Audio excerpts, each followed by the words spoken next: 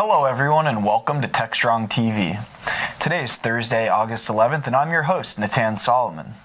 In today's show, we'll bring you some amazing interviews with great guests from around the world, so stay tuned.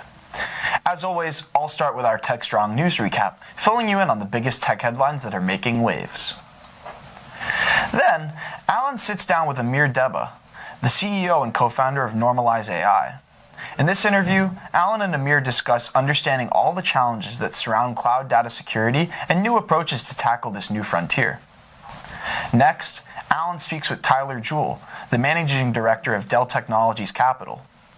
Alan and Tyler will discuss new research showing that the ever-increasing complexity and agility are creating a peak DevOps moment. Alan then talks with Jim Bhagwatiam, co-founder of Nirmata. Alan gets the scoop from Jim about the changes CNCF Nirmata has seen as its Caverno software approaches turning 2. We then bring you to RSA, where Charlene sat down with Kiran Kamiti, CTO of DeepFactor. Charlene and Kiran discuss information about his company and developer security, so be sure to check that out. We're then joined by our very own Cody Brown, who will hop on to tell us about some upcoming webinars. We then go to KubeCon Cloud Native Con, where Mitch met with Omri Gazit, CEO and co-founder of Acerto. In this interview, Mitch and Omri talk about cloud native authorization. Next, we have a double dose of View with Vizard. In the first, Mike interviews Chris Noble, CEO of Cirrus Nexus. Mike and Chris discuss why IT teams will need metrics for tracking carbon emissions. In the second, Mike sits down with Ruby Aronashvili, CEO of CYE, and the two spoke about why so much of cybersecurity today revolves around Israel. We then go back to RSA, where Alan met up with Idan Plotnik, CEO and co-founder of Apiro. There, Alan and Idan talk about risk remediation and the shift to cloud for businesses. Finally, at KubeCon Cloud Native Con, Alan sat down with the COO of Catalogic Software, Satya Sankaran, to discuss establishing cyber-resilient Kubernetes backups. That's what we have coming up for you here on Techstrong TV. Let's get the show started. Enjoy! SecurityBoulevard.com is the leading resource for news, analysis, and education on challenges facing the cybersecurity industry. SecurityBoulevard.com covers all aspects of cybersecurity, including data security, DevSecOps, cloud security, application security, network security, security threats, and more. SecurityBoulevard.com has the largest selection of security content, featuring breaking news, blog posts, podcasts, and more. Visit www.securityboulevard.com to learn more. SecurityBoulevard.com, home of Security Bloggers Network. Hi again, everyone. Here are the headlines for August 11th. First in the news, Meta's BlenderBot 3 AI chatbot, which was released last week, is already making several false statements based on its interactions with real people. Unlike general-purpose text bots, BlenderBot 3 was made with the purpose of having a conversation with you. The bot is capable of searching the internet to chat about any topic and is designed to improve itself through feedback with previous conversations. However, it has begun spewing political conspiracy theories. Meta seems determined to stick this out, though, in hopes that if the bot works as it should, it will eventually filter out these responses. Next up, the U.S. Department of Justice is planning to sue Google over its dominance in online advertising. Google is the biggest player in online ads, controlling about 28.6% of digital ad spending last year. This lawsuit comes as government officials are pushing to reel in big tech and minimize its influence in the e-commerce market.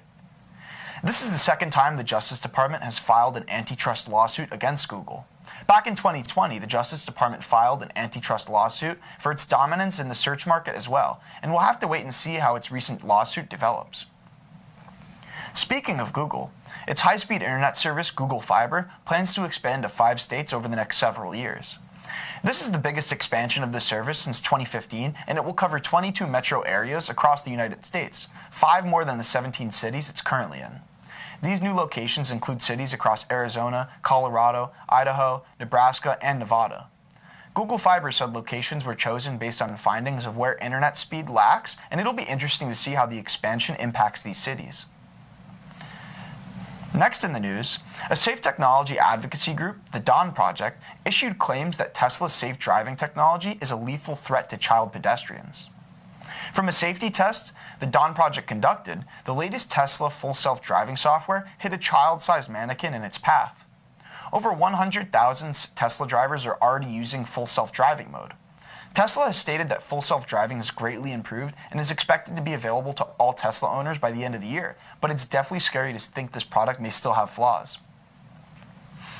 Next, Coinbase has reported a larger than expected quarterly loss as investors are shying away from trading in cryptos. Trading volumes at Coinbase have been greatly reduced since the previous quarter, going from over $400 billion to $217 billion. Coinbase expects trading volumes to fall further during this quarter from the recent collapse of crypto ventures and a sell-off in the markets. Looking out in the broader cryptocurrency market, the combination of these two factors have halved the value of Bitcoin in 2022 and forced several cryptocurrency companies like Coinbase to cut jobs. On Container Journal, Mitch Ashley discusses his experience and thoughts on a panel he led for the upcoming Cloud Native Day 2022.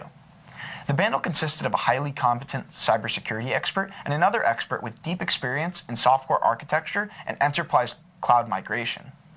According to Mitch, the two big themes that emerged from the conversation are the importance of landing zones for application migration and the establishment of a set of competencies, design patterns, and architectures. To learn more about Mitch's thoughts or to sign up for Cloud Native Day 2022, go to Container Journal. On Security Boulevard, we have an article discussing how ransomware attacks are taking a toll on security experts. Over a third of organizations are experiencing a ransomware attack at least once a week. A big issue seems to be that attackers are outpacing security teams. With almost all of us being impacted by ransomware in some capacity, the current volume of attacks requires a change in current operations. Learn more about the current state of ransomware attacks on Security Boulevard. Finally, on DevOps.com, we have an article discussing the Council of Registered Ethical Security Testers' new quality verification standard to improve application security testing. This new standard is based on the open source framework defined by the Open Web Application Security Project. The goal is to provide a consistent methodology for companies to provide AppSec testing. To learn more about the new quality verification standard, check out DevOps.com. And that's today's Techstrong News Recap. ContainerJournal.com is the leading online destination for centralized computing-related content. ContainerJournal.com covers all aspects of software containers, from container management, data management for containers, container security, networking for containers, to the entire container ecosystem, Kubernetes, microservices, serverless, and more. ContainerJournal.com has the largest selection of container-related news, featuring breaking news, blog posts, podcasts, and more. Visit www.containerjournal.com to learn more.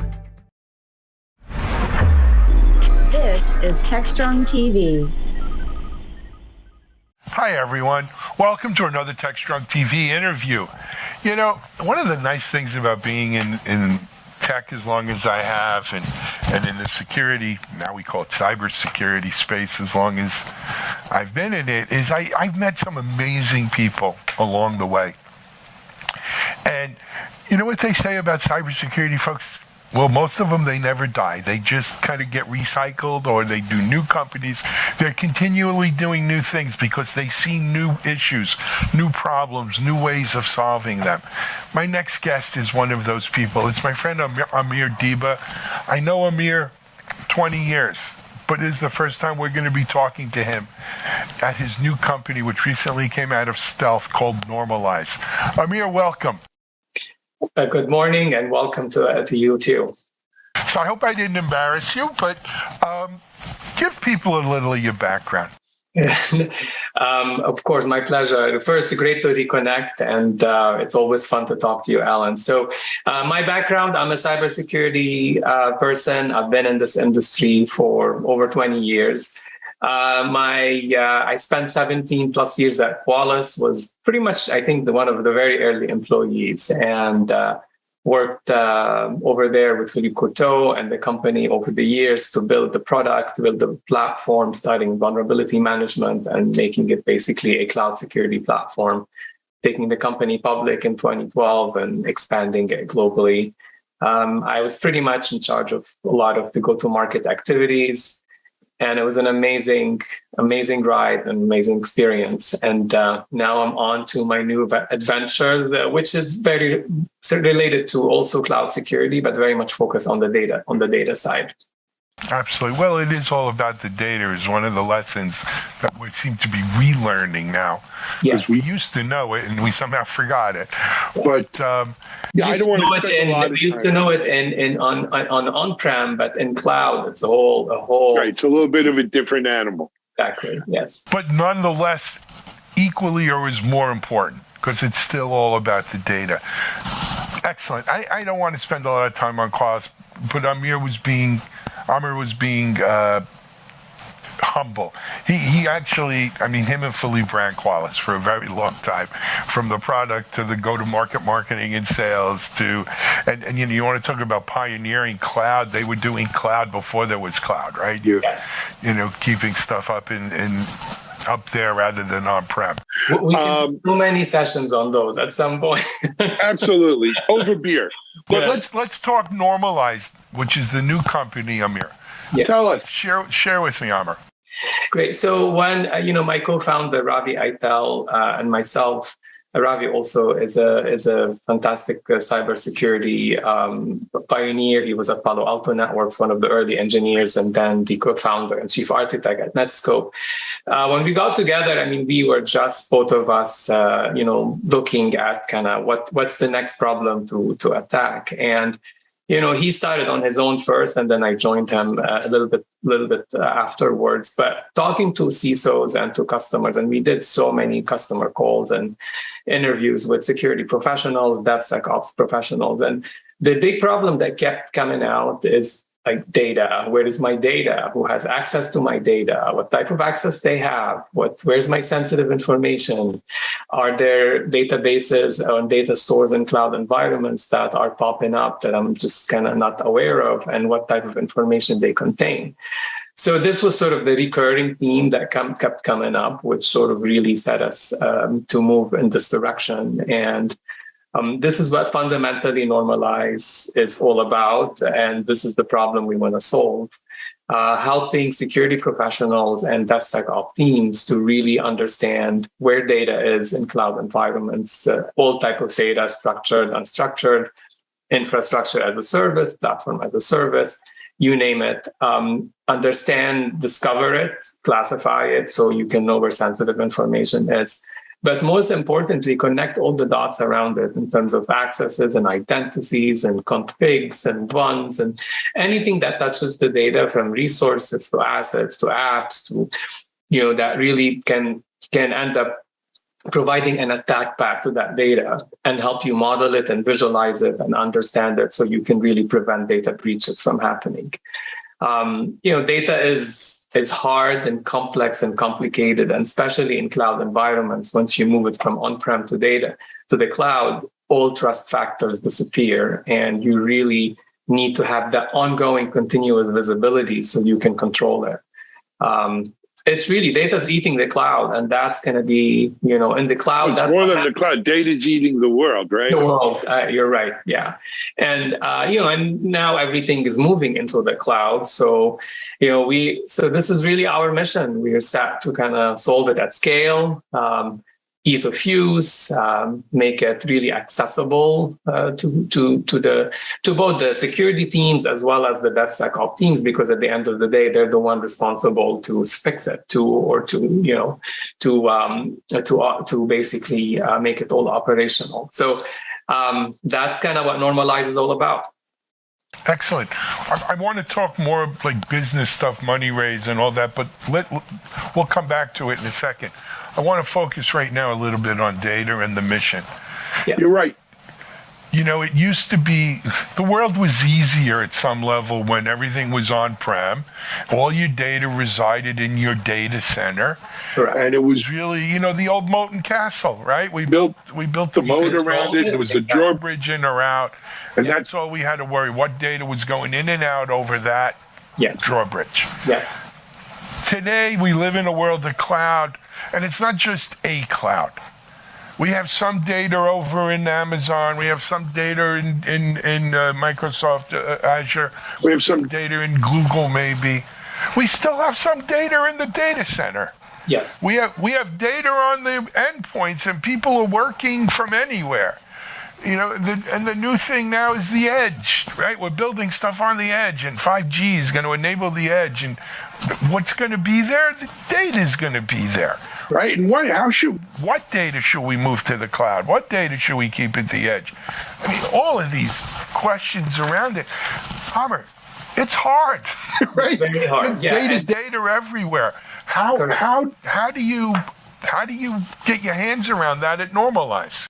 So, I mean, discovery basically is the kind of holy grail at the beginning to really understand where the data is within your cloud environment. So, we connect to the cloud environment in an agentless way and pretty much be able to query the environment to understand. In a way, like we used to say, fingerprinting devices in the infrastructure world. Here, you cannot really try to understand where the data is through certain techniques that we have developed, and tell you where you have an RDS, where you have a kind of an S3 bucket that could contain sensitive information. That's kind of the first part of giving you that overall visibility. And we do sort of this cloud, what we call it, a cloud scan that just queries the entire environment in a very efficient and quick way to give you that full visibility and show you where everything is and what's connected to these data stores. The second part we do that is which is really our kind of we spend a lot of time and effort to do it. And to do it well is scanning the data at rest where it is. So if your data stored within kind of an AWS environment in Europe, that's where we scan it. So none of the data or sensitive information would leave your environment and stay where it is.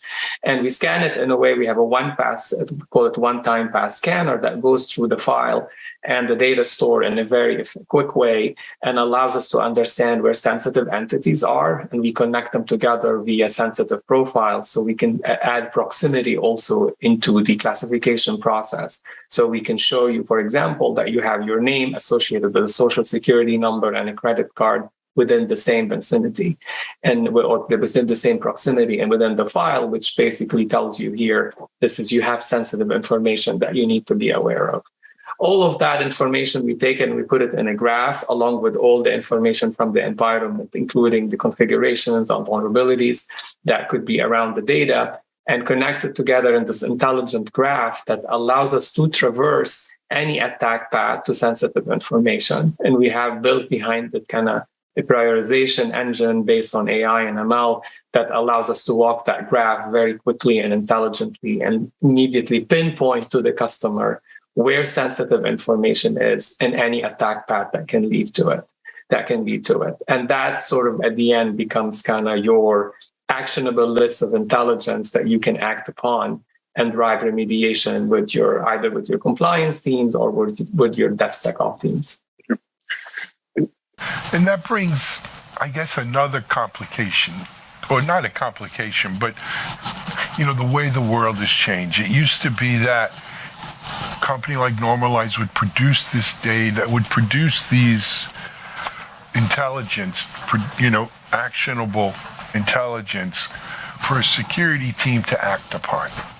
But, one of the reasons I think we weren't really as successful as we could be in security in the past is it wasn't just the security team that had to act here. Correct. We need the ops team we call them SREs. We want to call them SRE, fine.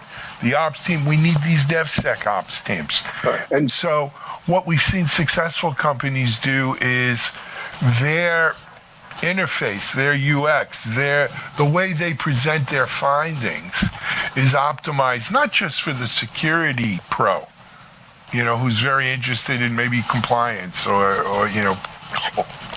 straight up security, but to present it in a way that the DevSecOps, that the SRE folk, right, are understand what they need to do. Correct. To protect the data, to correct, to remediate potential situations. Yes, you're absolutely right. And that was also one of kind of what we learned as we started deploying the product and working with customers, that opening the platform with specific workflows so that data becomes actionable in different formats for different users, including the DevSecOps teams, the security teams, the compliance or data teams, each kind of, because data touches a lot of these kind of different groups. Compliance have their own, the use of it, but especially if they're trying to meet GDPR compliance or see where they're exposed for PII data and whatnot. So we had to sort of build very specific workflows on top of the data and the intelligence we're collecting. And for DevOps and the SRE teams, we connect the product basically with the tools that they're using in order to drive remediation, or we connect into Slack and Jira and different workflows to help them take the data in the format they want it, and then use it to either remediate or to drive actionable, basically, processes on top of it. One of the things we learned, like, for example, if the same data problem is occurring again and again, why can't I run the same automation each time and make that available out of the box in the product? So we're kind of adding these actionable workflows on top of the data to support these behaviors and help the security teams really collaborate with the different groups within their organization and kind of connect them together through the platform using that intelligence that we're providing. Excellent. Amr, if you don't mind, I want to turn now to kind of the business end of things around Normalize. Yeah. You guys recently came out of stealth. Yes. And announced, I guess it was like a combined seed and A round, or? Yes. Yeah. I mean, Tell us a little. Absolutely. So we got the seed. The round was led initially by Lightspeed Ventures, and then the A round was led with Battery Ventures with full participation from Lightspeed. We closed the seed round in December 2020, and we just closed the A round in June of 2022. We're 25 around. We're going to be 25 people next week, in fact. And hiring globally. We're now across the geos between here and India, and we have positions open everywhere. Check on our website; you can find all the details. And our go-to-market motion is a bit different. We're starting basically with a bottoms-up motion. We have a freemium offering that anyone can sign up for on our website, and so we can get it really in the hands of DevOps folks and have them start using the product, love it, and deploying it with security engineers, and then just kind of once they want to do more, they can come back to us and we can discuss what the options are. But it's a bit different in that sense from everyone else in the space, and we think it's going to be actually a game changer. I agree. It's the DevSecOps way. So, but of course, this begs the question. So if they want to go do this, where do they go? Normalize.ai. This is where everything is. You find a lot of information on our website. The freemium offering is available from the homepage. And we encourage everyone to try it. We want to get as much feedback as possible, specifically from the DevSecOps community. We want to see how we can, help integrate this product within the DevOps cycle and make it help them really from the beginning as they're building applications in the cloud and connecting it to various data and stores and data environments, that we can become part of that process so they can verify what they're doing first. And as they roll it out into production, it becomes the tool to help them enforce security and better security on an ongoing basis. And just for the audience, that's Normalize. It's spelled Normallyze. And it's normalize.ai, you said? Correct, yes. Okay. And the freemium is available, normalize.ai/freemium, in which, we will be heavily kind of showcasing it at the next conference of Black Hat next month. So that brings it up. It's not even that next month. It's next week already. Yeah, Correct, yeah. It's coming up. Yeah. So And actually, there was some news around Black Hat. You guys were selected as not a company to watch. I forget what they call it, but what exactly? Yes, we are one of 4 companies that got selected for the Black Hat Innovation Award. Very prestigious. We were very excited about it. In terms of also there was a bunch of companies that applied, and we're one of the final 4. We'll make our final presentation at the show floor on August 10th, and we're very excited about it. Check out normalize.ai. We're going to take a break. We'll be right back.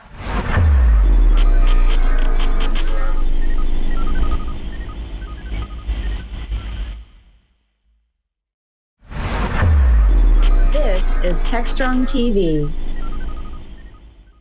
Hey everyone, welcome back to another Techstrong TV segment here today. Busy day. Our next guest, he's been on before.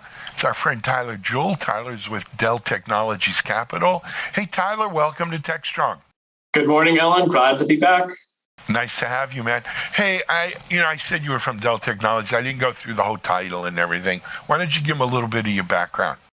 I'm one of the investment managers at Dell Tech Capital. I've been here for 3 years, and previously I spent 25 years as a product operator in and around developer tools and DevOps, and I've been an angel and VC investor since 2005. Very cool. So Tyler, I don't expect our audience to remember necessarily, but the last time you were on, geez, it had to be, I'm going to guess 6 months ago, 5 months ago, something like that. And, you were talking about, have we reached peak DevOps? In other words, have we gotten to the point where we've wrung out as much as we're going to get from DevOps in terms of productivity gains and forward momentum, and it's now maybe a case of diminishing returns, if you will, and what that means for the industry, right? How fast, and why? What were some of the reasons behind it?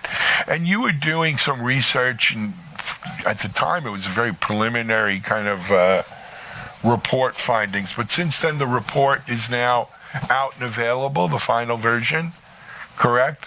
Yeah, that's right. You can see the report on my Substack, Tyler Jewell's Substack. We talk about it in 3 categories: complexity, automation, and autonomous development out there. Yep. And we're going to spend a lot of time talking about autonomous development today. But before we do, I just wanted to kind of backtrack a little bit.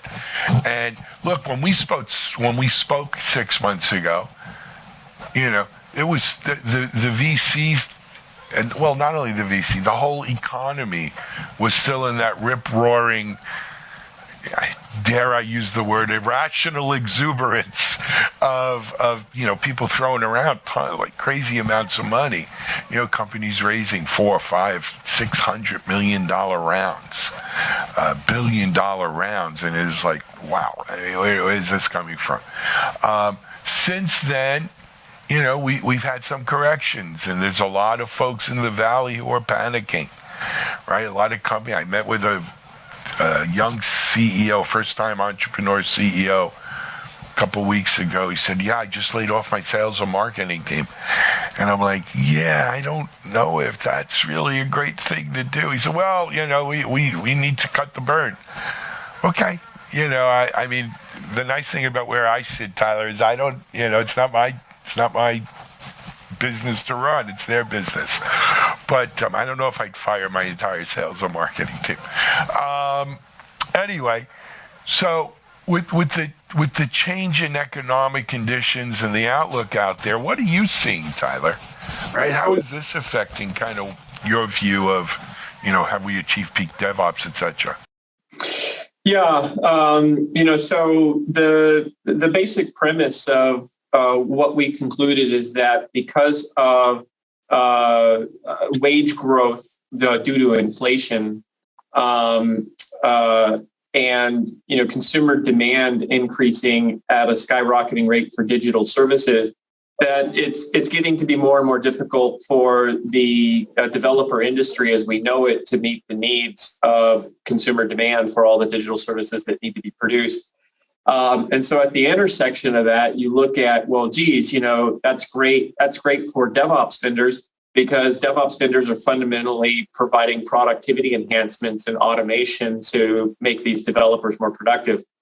The issue has been is that over the past 20 years, which we call the agile wave, productivity hasn't necessarily improved.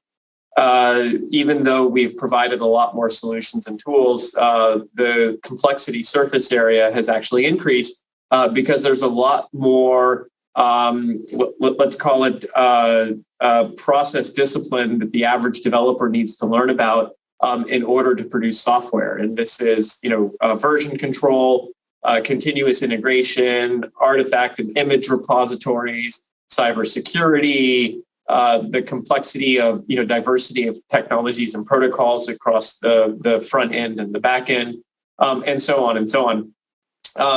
And so with that, as a result of that increased complexity from just the tool chain that exists, developers haven't become more productive. And we actually see some evidence of high attrition rates, and that the developer industry is not growing at really at fast paces. There's burnout, there's high attrition. The average professional developer career is roughly 17 years. There's some data that supports this, which is a pretty short career life cycle associated with that. And we just speculate, hey, what's going to happen? Now, when we look at the industry at large, we track all the different types of DevOps companies that are out there. And we used to have only 15 categories, and now we've got close to 35 different categories. So that's a lot of different types of tools that developers need to learn. And more importantly, the database we track is 1,400 companies in size now. And 2 years ago, it was only 700 companies in size. So it's doubled in the total number of companies. And most of these companies, we only track commercial companies. So they've all either won some early customers or more likely have gotten VC bootstrap funding. And wildly, when you look at the amount of VC that's gone into those 1,400 companies, it's in the tens and tens of billions of dollars. And the amount of VC that's gone into that let me say it differently. The amount of exits and liquidity from all those companies, either through IPOs or nice acquisitions, is a small fraction of the VC money that's gone in there. And, what's wild is you talked about the market contracting. If you look at all the software companies that like to buy other software companies in the DevOps space, and you look at the market's capacity to have new IPOs, or the capacity for companies to get to a point where they can be profitable, there's only about 150 or so companies a year that cross that threshold, right? And so if you look at restricted venture capital, that's going to become less venture capital available, and this few number of companies that can get breakaway speed. Unfortunately, there's probably 500 to 600 companies in that database that won't either be able to attract VC money, won't get to an IPO scale, or won't be attractive enough to get acquired. And so what happens to those companies? If they can't get to profitability and they can't raise money, they probably go away. And so, we're speculating that, like 1/3 of the entire database could be at risk for bankruptcy over the next 3 to 5 years. My experience has been they don't necessarily, some of them do go away. Some of them go away and their IP got sold, right? I had a security company that we were very close to selling to one of the biggest security companies of the time.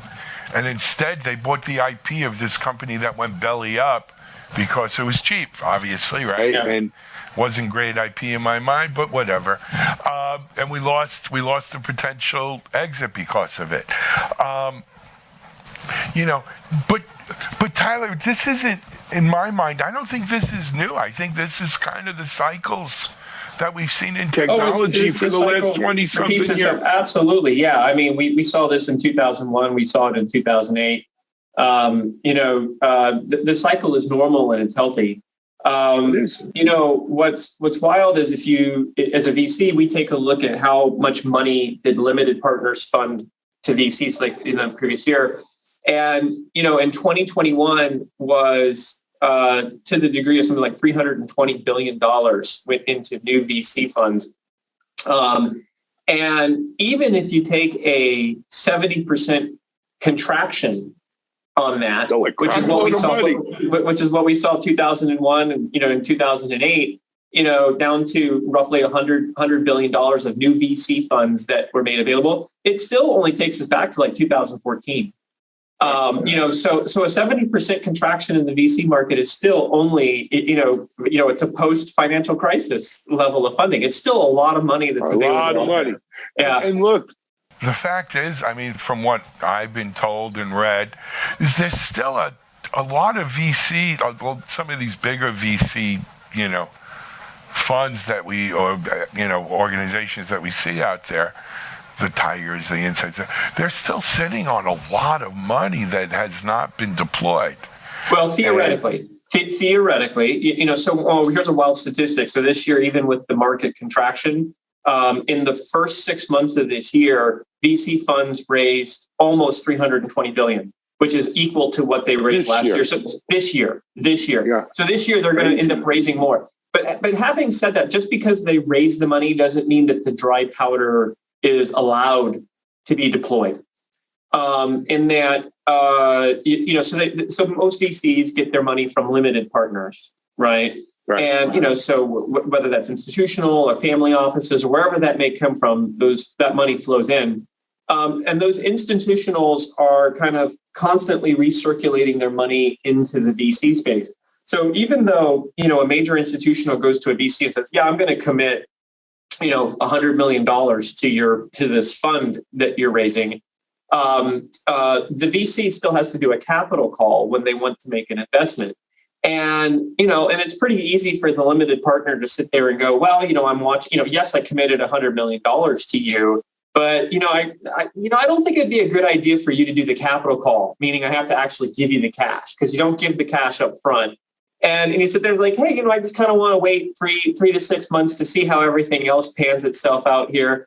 And now look, the VC can make the capital call and the LP is forced to give the money. But when that VC needs to raise his next fund and he's looking for that person to commit another $100 million, well, maybe he goes shopping somewhere else. So even though that the dry powder is out there, doesn't mean that the capital calls are going to be allowed to go through.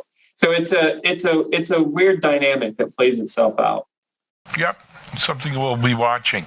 Tyler, I want to pivot a little on you. How's that for a word with the VC? Huh? I want to pivot a little on you and talk, one of the things in the report is this third wave, if you will, I think you call it, of autonomous software development. Educate us if you don't mind. Yeah, the basic premise is that software is an industrialization cycle, right? And it's the creation of software is a type of supply chain that's out there, and the DevOps industry organizes itself around a development paradigm. And in the 80s and 90s and early 2000s, that was really a waterfall. It was a mindset of you design software in 3 to 6 month increments, and there was a lot of reasons why waterfall was the predominant paradigm. And what ends up happening is the industry and the tool chain kind of get developed up and around and supporting that paradigm. And for the past 20 years, it's really been around the agile paradigm, this basic premise of, the faster you ship something, the quicker you get feedback, the faster you can react to that, and you create kind of a virtuous feedback loop. We've created hundreds of billions of dollars of market value in the tool sets, these 1,400 companies that have been built up in and around this agile paradigm. The issue with that paradigm is that, the basic principle around peak DevOps is, hey, agile is not sustainable, and that it promotes faster changes, faster feedback, faster changes, faster feedback. And you get on a vicious flywheel, and humans are unable to sustain themselves in producing faster and then taking broader sets of inputs. So what happens? Like if you play this out to infinity, you end up with people either burning out or they're not able to participate in that sort of supply chain.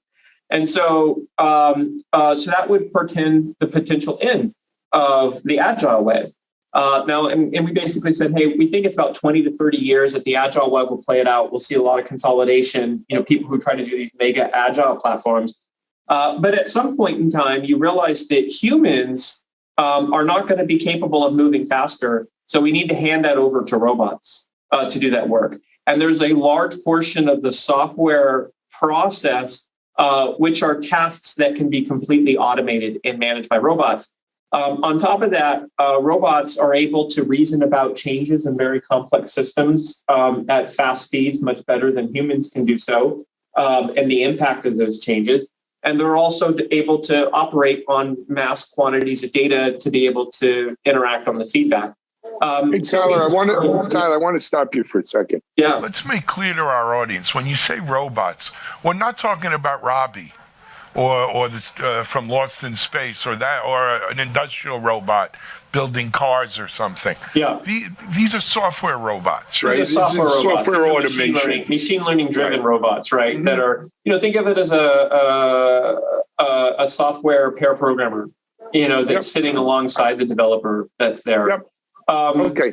And we call this, this would be autonomous software development, which would be the construction and maintenance of software with less human involvement or without human intervention on that front. And we pretend that there would be a completely different architecture, and that what would really drive this is you would have large bases of data, and developers would actually transition away from being construction specialists and into people who describe the intent of a software system. My job is to describe the intent of how the system should work, and then the robots work off that intent and massive amounts of data that's coming in to construct, deploy, and monitor that software, and then make changes as either the feedback comes in or the intent changes. Got it. Absolutely. It's funny. It's not just software development, security too. I actually had a conversation. I speak to a lot of security people, obviously, DevSecOps, that kind of thing. And to them, the ultimate win here to make DevSecOps better is to take the humans out of it, really just to automate the heck out of it so that it can move at this as fast as we can develop and deploy. That's how fast, the security works with it. And in order to do that, we need to take the human element out of the process. Yeah, I mean, humans are prone to errors. Humans are, even innocent mistakes. Repetitive tasks produce, simple mistakes. I mean, if it's a repetitive task, a human's just never going to do that as well as a robot does. A robot's just going to do the same thing over and over. There's another, I think, factor here, and that is, one of the things that I see in DevOps, Tyler, is that we've actually put more on the developer's plate, it seems, right? Oh yeah, the developer's responsible for deployment. The developer's responsible to make sure testing's done. The developer's responsible for security. So we're taking a hard job, making it harder. This comes back to the complexity argument, as a developer really more productive. And, it takes many years to establish proficiency in certain areas of the development process, right? Whether it's unit testing or integration testing or maybe security analysis, even deployment or infrastructure's configuration. So you pile all those on to full stack developers who need to be generalists on all those different things. It's very difficult to acquire that proficiency and even more difficult to maintain it because it's not, the technology is constantly changing on you and your tool chain is so huge that you have to be trained on the tools itself, right? So, the level of retraining and retooling is massive versus today versus where it was 20 years ago. Agreed. Agreed. Tyler, we're over time as usual here, but can you just give us the Substack address again? Yeah, go to Tyler Jewell Substack or look for the developer-led landscape, and that will get you right there. Yep, and it's Tyler, Tyler, obviously, and Jewell is Jewell. That's right. Tyler, man, hey, thanks for stopping by and bringing us up to speed here. Keep us abreast of what else you're thinking. You know, you always have an open invitation. Thank you, Alan. It's good to be here. All right. Tyler Jewell, Dell Technology Capital. We're going to take a break here on Techstrong. We'll be right back.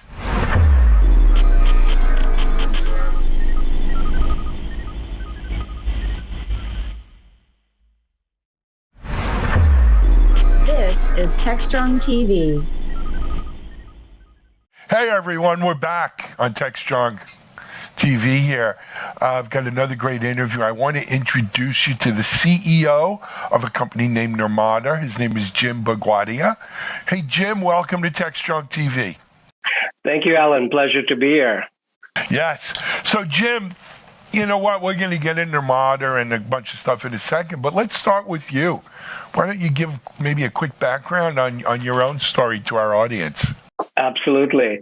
Yeah, so I'm a software engineer, and my career has been in the telecom network management type of space. So that's where after graduation, worked at companies like Bell Labs, Motorola, working on, managing complex systems in telephony, wired wireless networks. But of course, as the internet came about and as we moved into distributed systems, Kubernetes, what we, myself and my co-founders at Nirmata, what we focus on is managing the complexity across Kubernetes deployments, right? So we see that as the new infrastructure and the way systems will be built from now on. Well, certainly Kubernetes and the whole cloud native stack, if you will, has become the new compute stack, right? Especially in greenfield situations with new applications, but even brownfield. People are migrating to a Kubernetes. I actually did a session that we recorded for our upcoming, I don't know if by the time people see this, but August 10th, we have Cloud Native Con, a Cloud Native event, virtual, that we're putting on at Techstrong. And our keynote was a fireside chat I did with Tim Hawken, one of the original Kubernetes team members over at Google. And one of the things we really spoke about is kind of fleet management and more complex, more distributed Kubernetes deployments, right? More clusters, and it's a big difference between having a Kubernetes cluster or two, or Kubernetes, a couple of instances versus a full-blown enterprise scale engagement. But that's also a sign of that market maturing and cloud native really becoming the new compute stack. Jim, you mentioned the company's name was Nirmata. Why don't you give us a little background about Nirmata? Right. So by the way, Nirmata means architect in Indo-Aryan language, right? So we thought it was fitting for what we do in terms of distributed, kind of system and a control plane for distributed systems. So Nirmata is in the Kubernetes governance and acts as a management and control plane. And what we envisioned is, as Kubernetes matured, that there would be Kubernetes stacks across data centers, cloud, and edge. And just like you mentioned, the problem has really shifted from how do I bring up that first cluster to how do I manage hundreds or in some cases even thousands of clusters across different geographies, right? So if you kind of think of this as a vast network and you have applications that you want to manage across these set of infrastructures, the governance and the management of that becomes very complex. So that's what we set out to solve, and that's what we're solving at Nirmata. I love it. Jim, well, we can talk more about Nirmata in a little bit, but one of the central kind of themes around Nirmata is you guys have not sponsored, I don't know what the word is, but you've gotten behind, or were you the original developers of an open source project? Correct. Right. Kyverno, yes. And that project, Caverna, was become part of the CNCF. What was it, about 2 years ago now? 3 years ago? That's right. It was November 2020 when we donated it, yes. Yep, so coming up on 2 years. And it recently, and look, our audience is pretty cloud native savvy. They get the whole sandbox, graduating kind of thing all the way through. So Caverna actually recently had a graduation over at CNCF, correct? That's correct. We graduated from sandbox to incubating. Which is what's in a name? But it's a big step. It's a big step at CNCF, right? And I don't want to put you on the spot, but can you, what's the difference? Yeah. Between being in sandbox versus... Great question, right? So CNCF, of course, is the governing body behind Kubernetes, Prometheus, Linkerd, Crossplane, Argo CD, several other projects like that. More than several, like 40, right. 42 or something. Yeah. Yes. So, and then, the process of becoming a CNCF project is, of course, the TOC, the Technical Oversight Committee, has to accept projects into Sandbox. So they have to align with the mission of CNCF. But Sandbox is a fairly, I wouldn't say easy, but fairly, achievable phase. But once you're in Sandbox, then the project is kind of measured on a number of different attributes and criteria. And there's some criteria, or fairly stringent criteria, from getting from Sandbox to incubating. And once you achieve incubating, the next path is graduated, which a few projects like, of course, Kubernetes and Prometheus have achieved. But today, out of the hundreds of, companies and projects and different folks in the CNCF, maybe there's a handful of 20 to 30 projects which are in that incubating phase. So what that means is CNCF now backs that project. They have done some due diligence on it in terms of production users behind who have vouched for the project, and they see a clear need for that project to exist within the CNCF landscape. Yep, excellent. That was a great description of it, and thank you. Let's talk about the project itself, though. What does Kyverno do?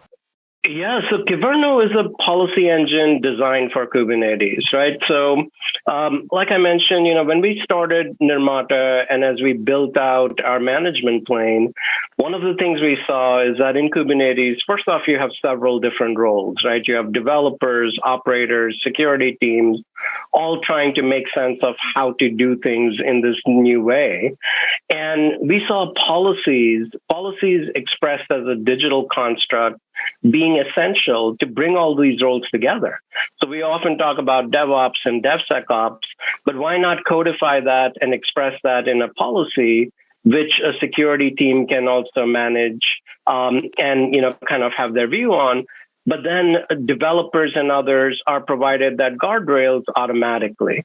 So the other, kind of innovation we brought in with Kyverno is we said, well, policies are not just for enforcement and validating configurations, but they can also be used for automation.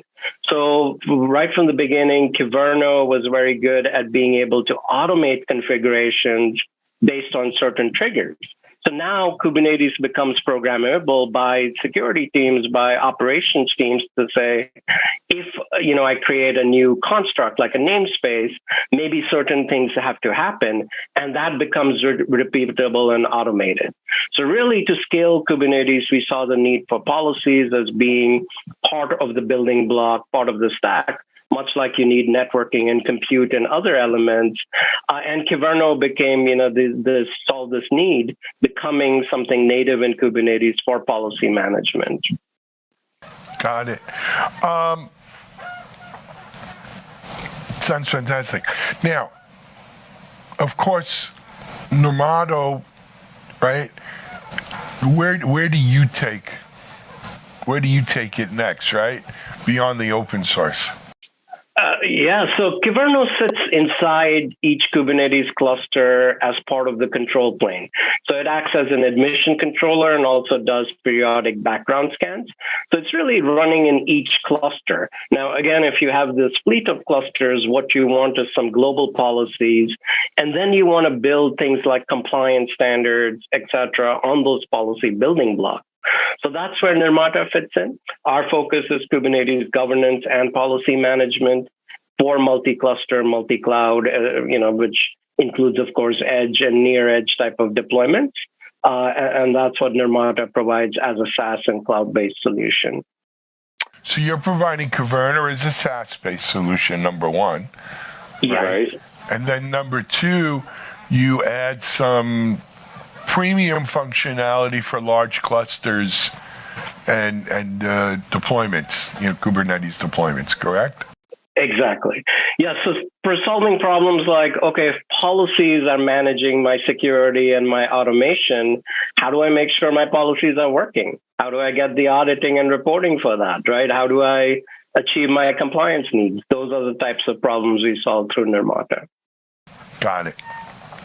And then, Jim, I don't want to get too far in the weeds, but just how is that packaged and sold? And I mean, it's a SaaS, so I assume people can come to the website and sign up for it. Exactly. Yeah. So Nirmata, Nirmata.io, there's a free trial to get started with. If you have Kyverno, it automatically detects, Kyverno running inside your clusters and immediately starts showing you, reporting on it, like things like pod security to even, CIS benchmarks to things like compliance with NSA, hardening guidelines for Kubernetes, etc.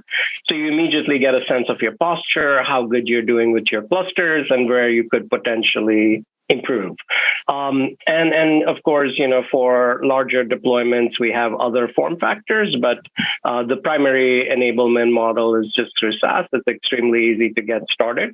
And we also offer enterprise, of course, support not just for the Kyverno engine, but all of the other portions required, including a curated set of policies, which most enterprises will need to get started with.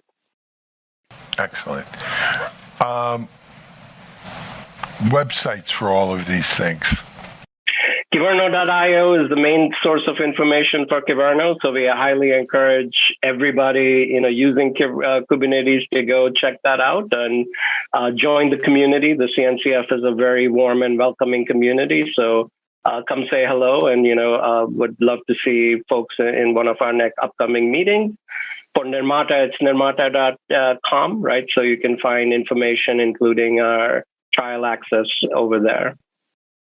So I just want to make sure we get these right, because people are listening, they don't know. Nirmata is NIRMATA.com. Yes. And Kyverno is KYVERNO. Yes. Isn't it? KYVERNO. That's right. It's not .io.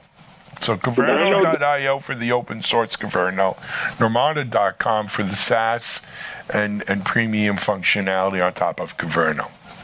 That's right. Excellent.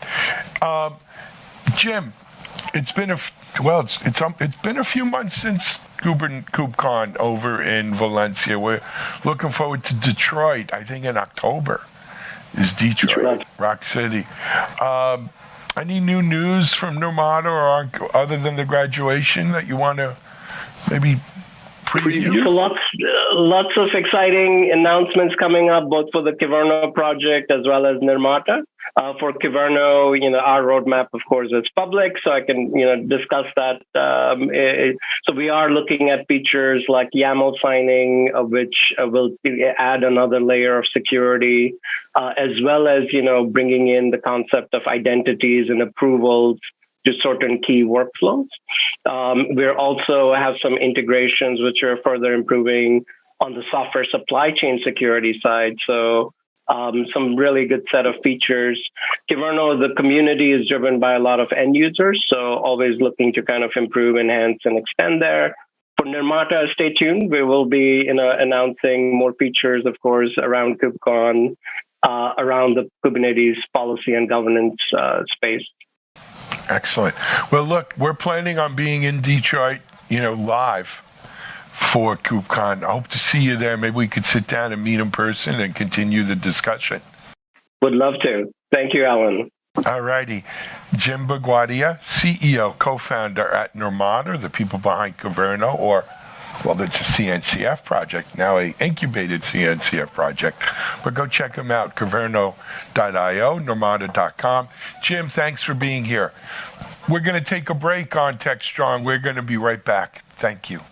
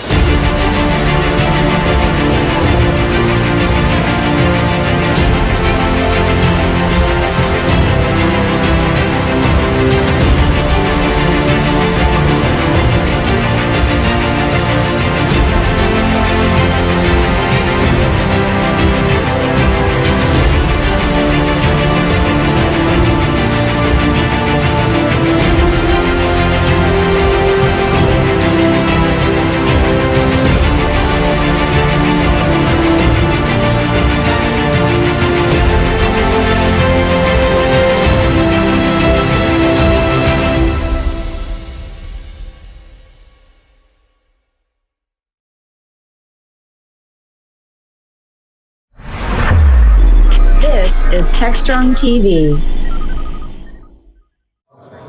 All right, we are back, Techstrong TV live at our SA conference here in San Francisco. I'm Charlene O'Hanlon, having such a great time, having great conversations with all manner of folks today. And my next interview here is with Kieran Camedy, who is the CEO of Deep Factor. It's Kieran, right? Kieran. Kieran, if yeah. you can trill the R, you get bonus points. Okay, Yeah. Kieran. No, I Yes, can't do that. Well, welcome. Thank you so much for joining me today. Thank you for having me. How's the show for you so far? It's been great. I mean, we just got started today. Yeah. Meeting with a bunch of people, customers, prospects, whatnot. Excellent. Excellent. So Deep Factor plays into what space in security? We are a developer security company. Okay. So we empower engineering teams to create secure and compliant software by default. Okay. So you don't get hacked later on. That's always a very important thing. Yeah. So how is that different from DevSecOps? So DevSecOps is the initiative Okay. that everybody wants to get behind. Uh-huh. So if you are the head of engineering, you want to incorporate security into your DevOps practices, therefore helping catch the risks, et cetera, that show up in your applications as your developers are building them. Okay. Developer security is the best way to achieve DevSecOps. Got it. So there's a couple different ways. You can, for example, oral hygiene example with my daughter. Mm-hmm. Like, I can go check if my daughter has brushed her teeth every night, or I can teach her how to brush properly so that she can do it herself, and I can rest assured that she's doing it right. Mm-hmm. Developer security is the latter. Okay. So if your engineers are automatically creating a secure secure code by default, Mm-hmm. and you as a head of Eng can rest assured that you've created a security culture with the right tooling, with the right education, with the right practices, you've achieved developer security, and therefore you've achieved DevSecOps. All right. All right. I like that. Yeah. I like that a lot. It's, you know, I one of the reasons why I like that so much is because it seems like DevSecOps has always been kind of this push-pull, you know, that it's so important. Everybody recognizes the importance of it, but nobody actually really wants to go out and implement it, you know, Yeah. do what's necessary. So it sounds like you guys are really handing them the tools to say, you know, go forth and make secure code. Yeah. Yeah.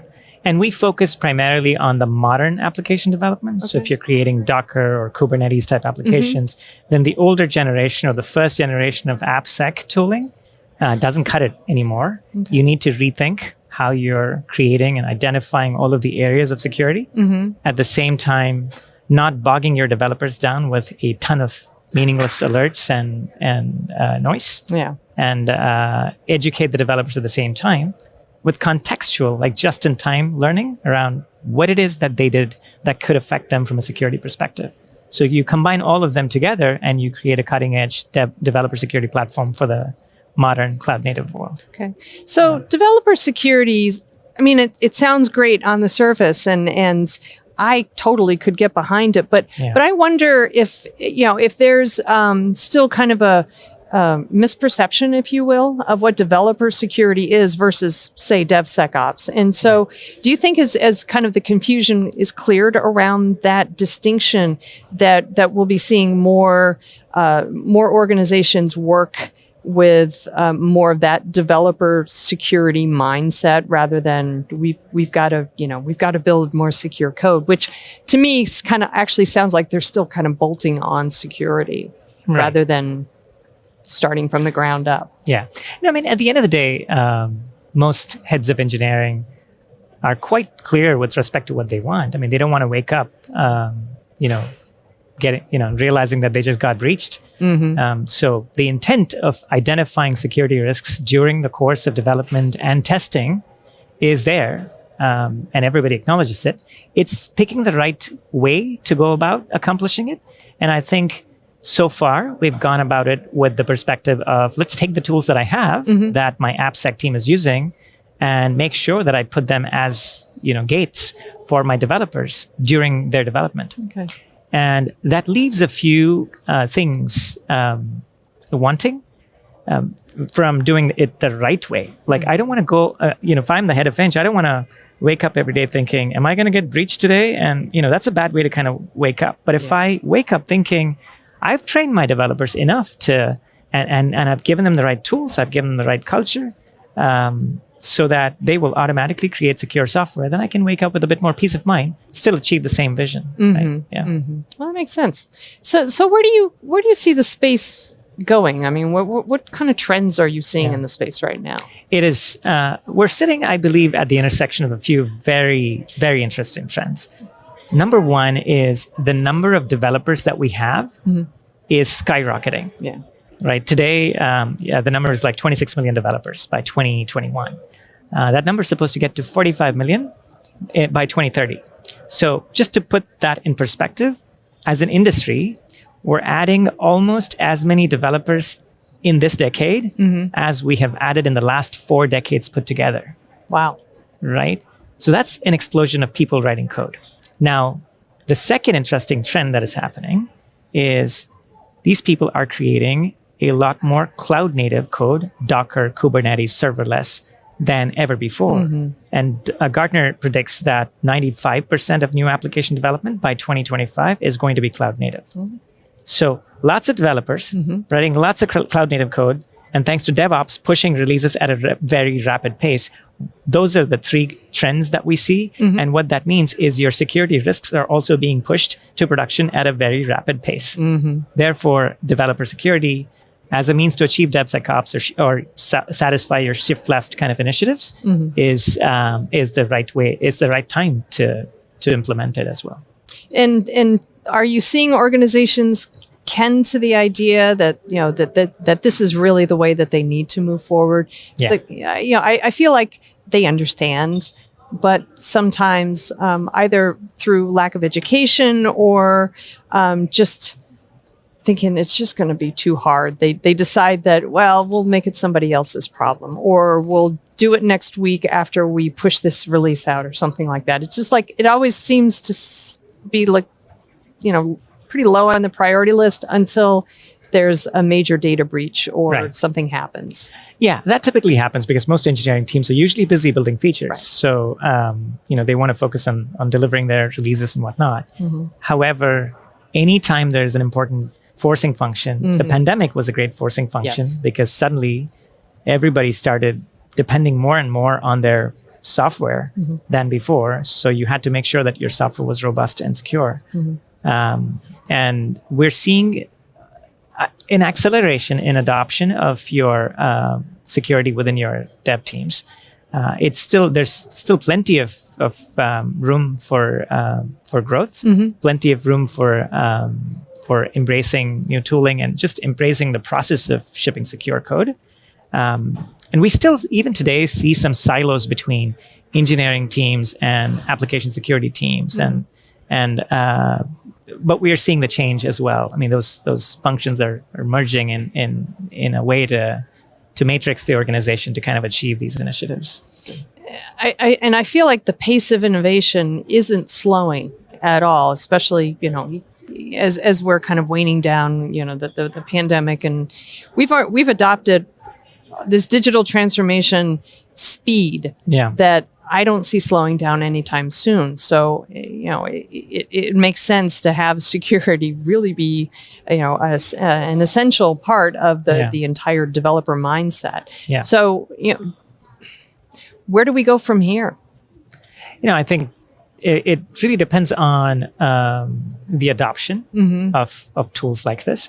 But beyond tooling, I think it's really the adoption and coming to realization from engineering leaders and AppSec leaders that this is a problem that needs to be solved. And the best way to solve this problem is not to be reactive about it, but to be very proactive about it. Okay. So instead of just talking about shift left and taking, tooling that was designed for the right or tooling that was designed for the AppSec teams and putting them in your CI/CD pipelines, take a start left.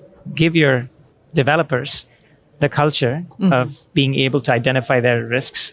And one interesting thing that we see is organizations that are successful at this actually don't just give their developers the right tools, but they give the QA teams, which is often a neglected persona when it comes to security, the right tools. Because QA teams have been relegated to find functional risks and issues in your product. I click this button, it doesn't work, or performance issues and things like that. But QA teams aren't equipped to report security issues with applications as part of their normal testing process. Right. Yeah. So that, to me, is an important cultural element that is changing. So starting left, giving your QA teams the right tools, and creating in education a culture of security education where just-in-time education is encouraged as opposed to sending your engineers to 2-day training courses. Those are good, but those are not going to solve your problems because it's far more useful for you to tell your developer that the thing that they did yesterday could cause a security risk, and here's the stack trace, and here's why, as opposed to sending them to a 2-day security training course, which is not going to be as contextual. Right, exactly. Yeah. I agree. Good stuff. So what's next for you guys? We raised a Series A last year from Insight. So we've been growing our team. Thank you. We've been growing our team quite a bit. And there's plenty of room for growth. And honestly, what we've done is taken a clean slate reimagination of, if I have to do DevSecOps in the right way, with developer security mindset, then what is it that we need to build? And we've taken an approach where the product is designed for Kubernetes first mindset, container first mindset, application aware insights. Like, we go deep into the application. We don't just tell you, here's the problem. We tell you, here's the problem. Here's the offending line of code. And here's a library that has a CVE that was actually used and loaded by your application. And here's the details. Most importantly, what we're seeing is people want a unified solution for developer security. They don't want to buy 5 different tools. As the market begins to slow down a little bit, we're beginning to see that already with job cuts and budget cuts and whatnot. People want a consolidated kind of simple solution that saves money, as well as saves the hassle of putting together a bunch of different tools. So we've taken the approach of an integrated, simple solution that gives you all of the risks that matter to you, or most of it, in a single pane of glass, whether it's application risks or container risks or, your dependencies or your web API risks, in a simple solution, single pane of glass, integrated with your day-to-day kind of functions. At the same time, give them flexibility to integrate with other tools like Synopsys. We just announced a partnership with Synopsys Black Duck recently. So lots of work ahead for us to reimagine the space and lots of innovation to do. Well, it's definitely a greenfield opportunity, and you guys are right there, and good stuff. Thank you, Kieran, so much for kind of walking me through developer security versus DevSecOps, what that means for the market. Good stuff all the way around. Really do appreciate your being here today. Thank you for having me. All right, everybody, we've got lots more conversations coming, so I hope you'll stick around, but we will be right back after these commercial messages.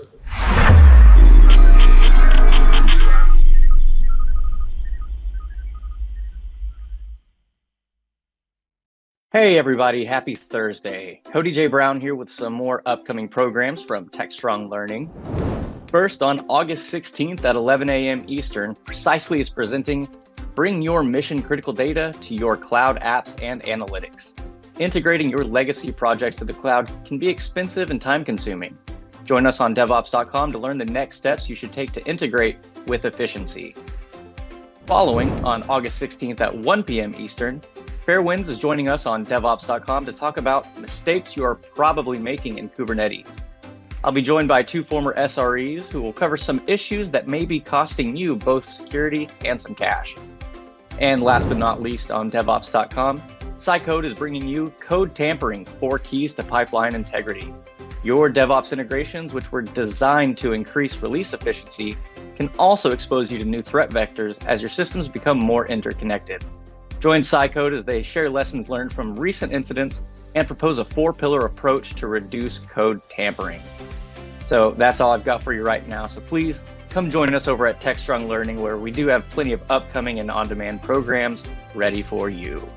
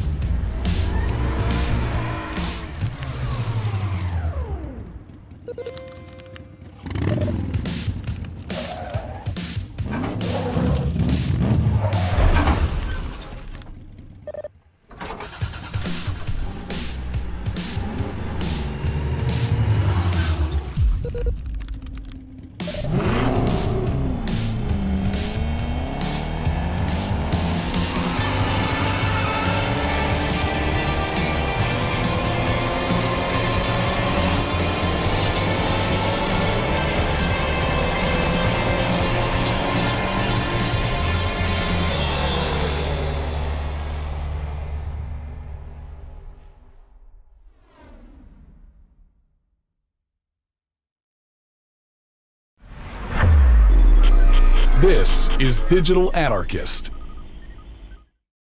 Hi and welcome. We're back live here at KubeCon and Cloud Native Con in Valencia, Spain.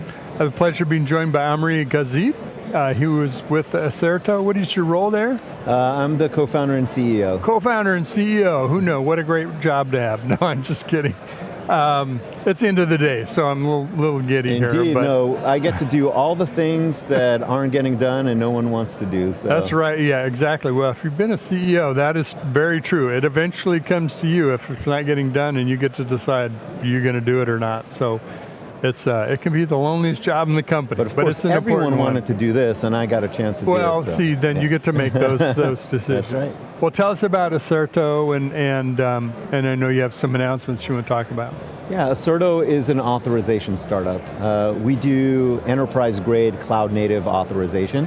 And what that means is, you know, if you have a SaaS application and you want to go build roles and permission and what's called RBAC or application or attribute-based access control, ABAC, or fine-grained authorization, you basically turn to developer APIs, and we have one called Acerto. And we're basically one of, I would say, a crop of new companies that is really focused on the authorization part of identity and access.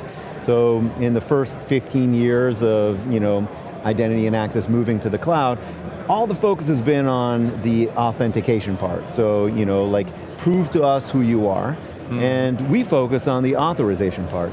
And we know this because both my co-founder and I, Gert Drapers and I, we helped start the Azure Active Directory project while we were at Microsoft, and we've been in the cloud ever since, so working on OpenStack with Keystone, and then Cloud Foundry, and Docker, and Kubernetes.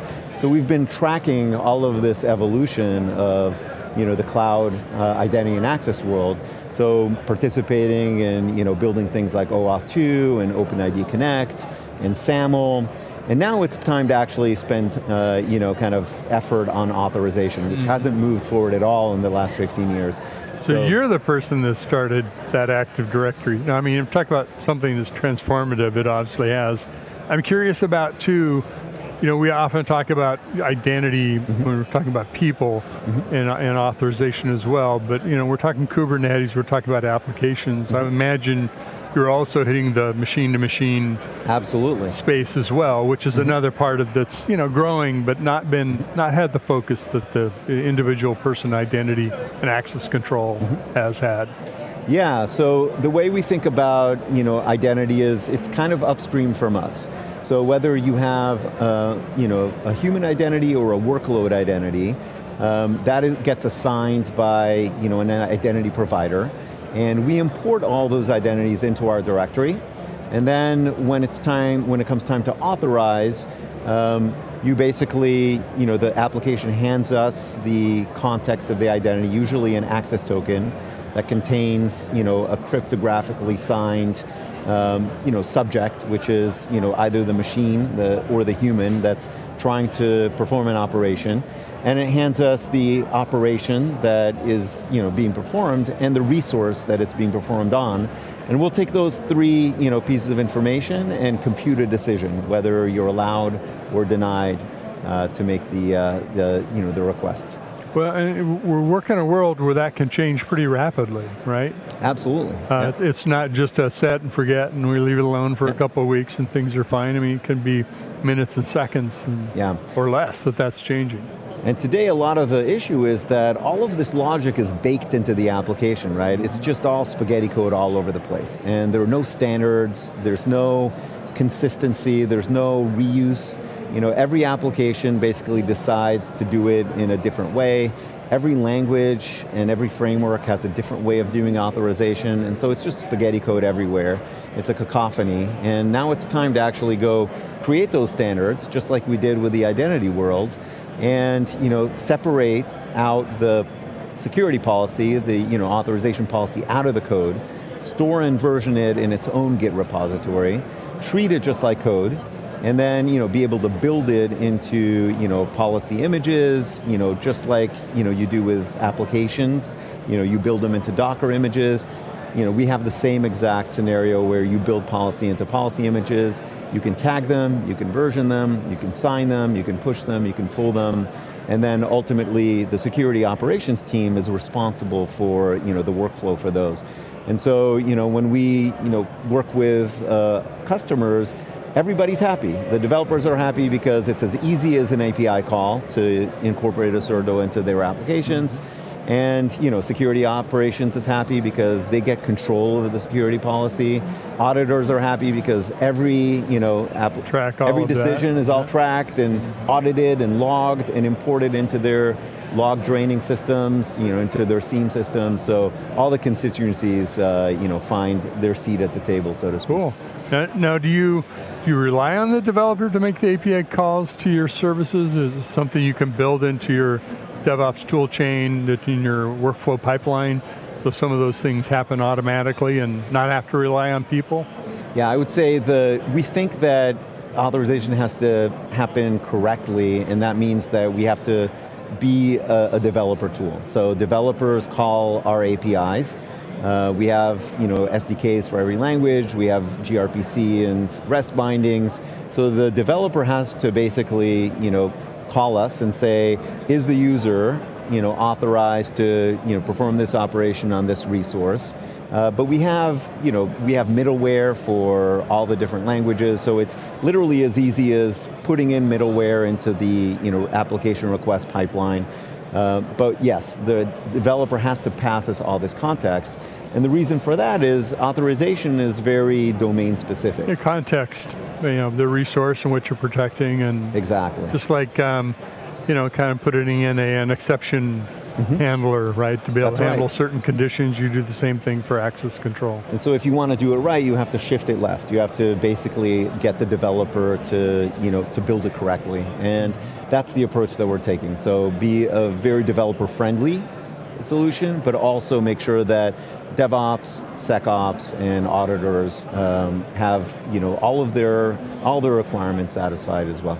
Great. There's some announcements you're making here then? We did indeed. So we've been working on a project called the Open Policy Registry and the Policy CLI. And so if you think about what Docker did for the workflow between development and operations, we're trying to bring the same type of workflow to building and consuming security policies. So today with the Open Policy Agent project, which we're based on, you basically have to, when you create policies, they're packaged as tarballs.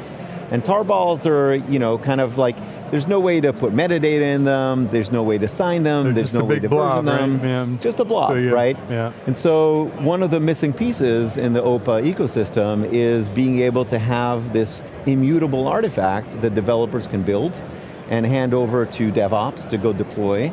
And security operations can go create a policy as code workflow around them and manage them separately and sign them and verify signatures. So now you have a secure software supply chain around these very important artifacts, these security policies. So we've basically open sourced the policy toolchain, the open policy registry, and the OPA project, the OPA runtime, can now natively support being able to import policy bundles from OCI images. So any OCI compatible policy registry, whether that be Google Cloud Registry or Google or GHCR or Amazon's registry, or even our registry, we have basically a public service that we've created called the Open Policy Registry that you can push and pull images, can create free accounts, and it's just a community resource that we've stood up. All of those can be targets for pushing and pulling policy registries. You can think of it almost like the Docker hub for policy images. That's a good analogy.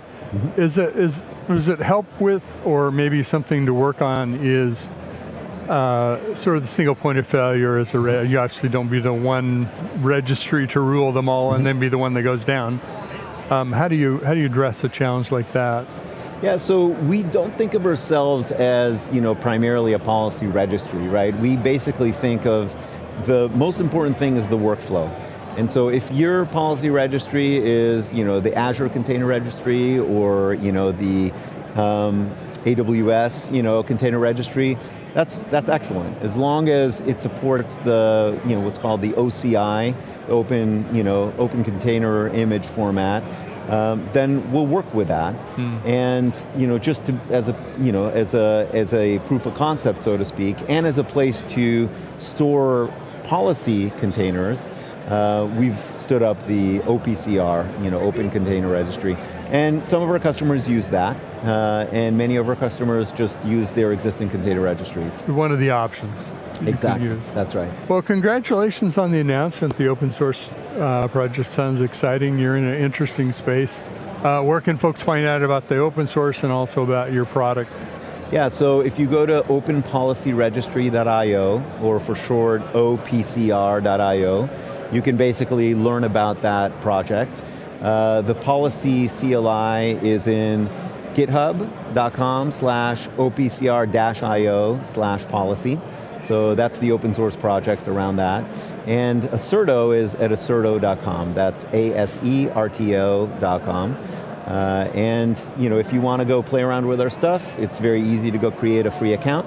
And there's a free forever free tier. So if you have small projects that you want to just go build permissions and RBAC into your SaaS application, you can go easily do that. Great way to experiment and start out on small to eventually a big scale. So exactly. Well, congrats on the announcement again, and I wish you the best luck at the show. Omri Gazit, who's CEO with Asserto. Thanks for joining us. Thank you very much. We are wrapping things up here at KubeCon and Cloud Native Con here. Well, wrapping up is a relative term. We'll see what the after party looks like. So I'm not sure we're going to have that on video. Anyway, thanks for joining us today. We will be back tomorrow from Valencia, Spain, with more amazing guests talking about some very cool technology and things that are happening in the world of cloud native. Thanks for joining us today. We'll see you soon.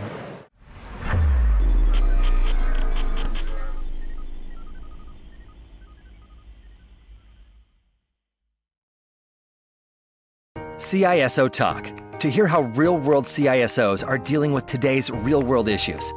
From enabling secure remote workers to accelerating secure cloud adoption, defending against a pandemic of security attacks and beyond, CISO Talk covers the cyber topics you want to learn about.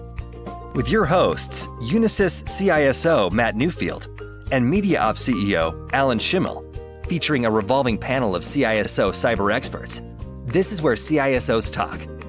Join us on digitalanarchist.com and techstrong.tv. This is Techstrong TV.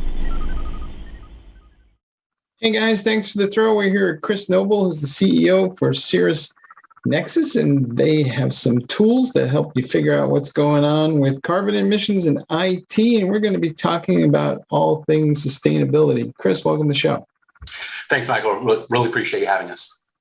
There's a perception, at least, that if I turn some hardware off in the on-premises environment and I move to the cloud, my carbon situation consumption will be better or maybe not as egregious. And I guess the question is A, is that true? And B, how much are people thinking about carbon emissions these days as it relates to IT? You know, it's a really good question.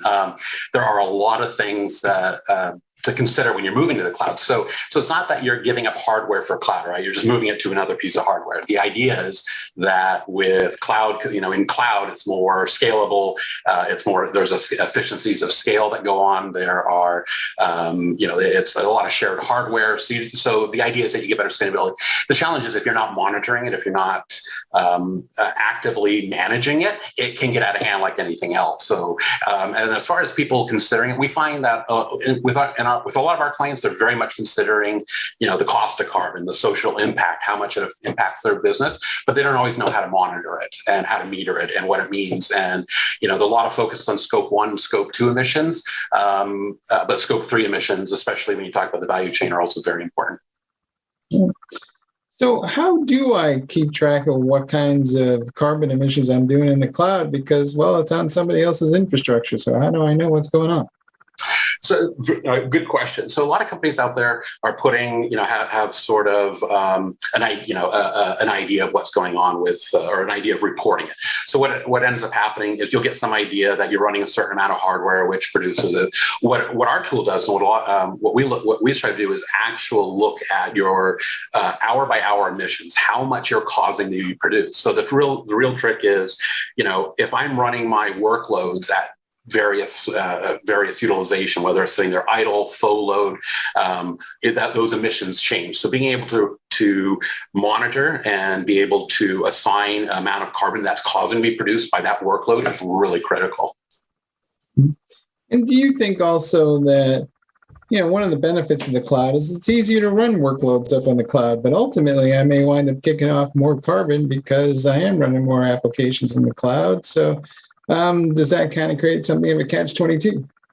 Yes, very good observation. So what we've noticed is that since it's scalable, right? So you have as much computing power on demand as you want. So you're right. So companies, particularly IT directors, get in the cloud and they find all these resources they can use and they use them. What happens sometimes is they tend to they tend to overscale a little bit. People tend to not optimize as best as possible. So what ends up happening is that it just sort of grows out of control. So yeah, in that sense, right, since it's relatively speaking, infinitely scalable for an IT user, for a company, they tend to consume more resources. So you're right, it does increase the amount of CO2 that's causing to be produced by that load. So again, kind of going back to that, if you're monitoring, optimizing it, and keeping those cost controls and carbon controls in play, you can help reduce that. Hopefully that answered your question, Michael. Mm-hmm. Are people monitoring this these days because they're required to by law? Or is it more, the companies themselves have a greater sense of social responsibility and the movement is coming from maybe outside the IT organization, but the focus is on IT because that's an easy target? Yeah, it's at the moment, there's no real government regulations. Companies are reporting oftentimes in different parts of the world. Like we deal with a lot of work with companies in the EU and the UK as well as the US. We find that a lot of companies are self-reporting. We know that's coming. We know that government regulations are going to start requiring more reporting more frequently and more accurately. But what we're really finding in the companies that are really conscientious of their ESG, of their carbon footprint, are going out currently, and they understand that by by having carbon produced to run your IT operations, that there's a social impact. There's a social cost to that carbon. There's an impact, and they look at it as impact to their business, and that can include everything from the ability to attract talent, to their investors, to partner companies. So more and more, the really cost conscious or the really carbon conscientious companies are assigning a value to carbon, and they're using that in their budget when they purchase and rent cloud computing. Do you think anybody might ever actually move a workload from the cloud back to an on-premise environment because of these carbon issues, or is that just off the table? Yeah, you're not going to really reduce carbon by doing that.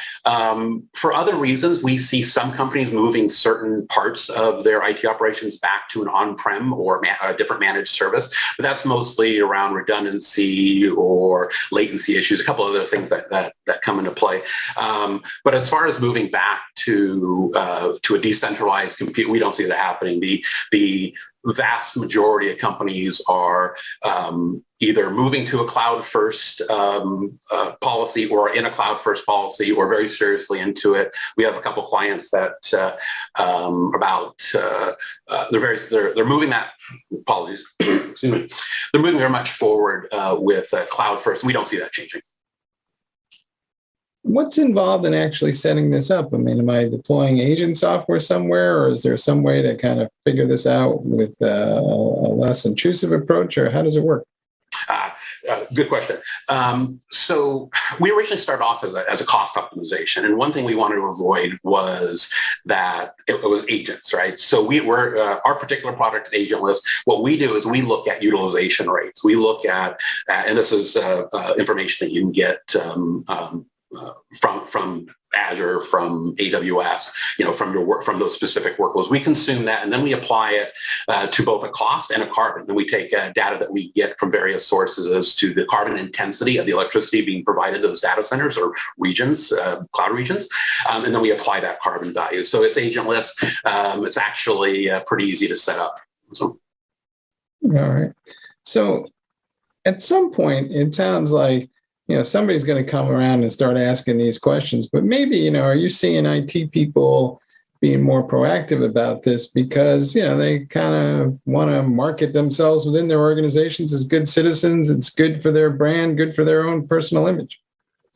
Absolutely. We get a lot of conversations with various levels of IT that are very interested in making sure that they are not going to get caught in that. Take a large company. They don't want to be seen as a dirty company. We have one of our clients is an energy major, and their stated goal is to get out of carbon. Right? They want to be in the energy production and distribution business in the future. So they take it very consciously. We have a couple other clients that understand that there is a direct impact on their reputation as to how much carbon they're causing to produce. So they're very actively doing it. And we also have a lot of other clients that are just in the beginning stages, and they're trying to figure out what that impact is to them. So to answer your question directly, yes, absolutely. We see a lot of people moving more and more. Some of the pitfalls that we see as well is a lot of people get into a kind of excuse the expression, a greenwashing trap, right? Where they're reporting off of some snapshot in time, but not really looking at, current utilization. For instance, your carbon intensity not only changes by how intense your workloads are, but they also change by the weather. We're going through, in parts of the U.S. and around the world, right? We're going through a heat wave right now. So the amount of carbon being produced is significantly more because the demand for electricity, for cooling, for all the other things right now are really demands. So the only way to really hit that peak is to spin up carbon producing power plants, oil, gas, some coal, liquefied natural gas. That's how they meet those peaks. So when it gets hotter, that carbon intensity goes up. So looking at how much your workload is in a snapshot in time isn't really ideal. You really want to look at it hourly by hourly, and it varies. So what we help companies do is figure out where to run your workload that's least carbon intensive at any particular time of day, time of week, time of month, based on all those different variables. Do you think people may move workloads from one availability zone in the cloud to another based on how much carbon is being driven? And is that part of the cost analysis equation these days? Absolutely. In fact, that's what one of the things that we think really sets our product apart is that we actually can automate that movement, based on depending on the type of workload and the infrastructure behind it. But we help them make that decision, and we can also help them actually do it. So, for instance, people think we get the perception seems to be that the peak amount of energy is in the middle of the day. And it's actually not true. The peak amount of energy is in the mornings and the evenings when people are, making breakfast, cooking dinner, when that electricity demand is really high. So a company that looks at running their if it's an East Coast company, running your workloads on the West Coast in the morning and moving it back midday into the East Coast, and then based on cost and based on availability, and then based on that carbon, and again applying that cost to the carbon really makes that business decision and driving those behaviors as to where you run the workloads. We also see that people are trading carbon credits. So regardless of what I think of this particular debate about climate change, it may be irrelevant because ultimately there's an economic model now. So, are we going to see a lot more of this where people are going to come around to IT departments and say, hey, we need you to kind of help us, reduce our load here so we can not buy as many carbon credits?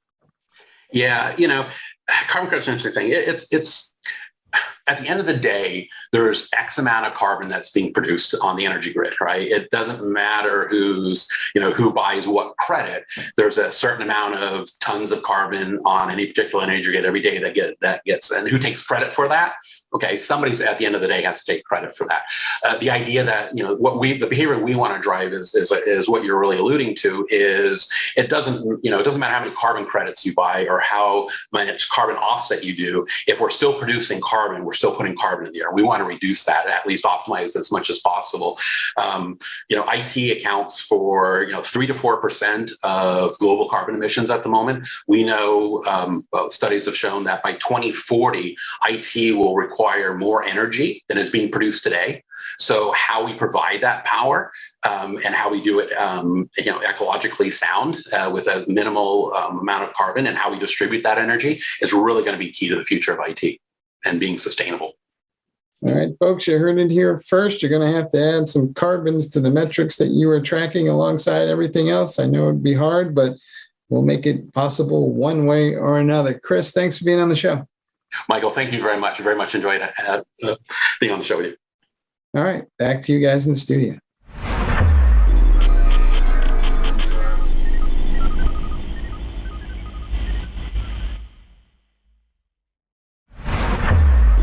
This is Techstrong TV.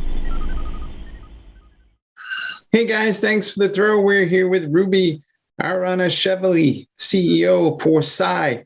They make tools that help you figure out what your actual level of risk is. And we're going to be talking about the difference between the US and Israel when it comes to cybersecurity. Ruby, welcome to the show. Thank you very much for having me. It's my pleasure. I'm really looking forward. It's often difficult to make comparisons, but I am curious. I mean, Israel, of course, has a rather large cybersecurity industry at this point. But what is the difference between how organizations in Israel approach cybersecurity and what you guys may see in the United States? So I think that the industry in Israel is actually relatively large, as you mentioned. However, I think that most of the Israeli companies are not targeting the Israeli market as the main target.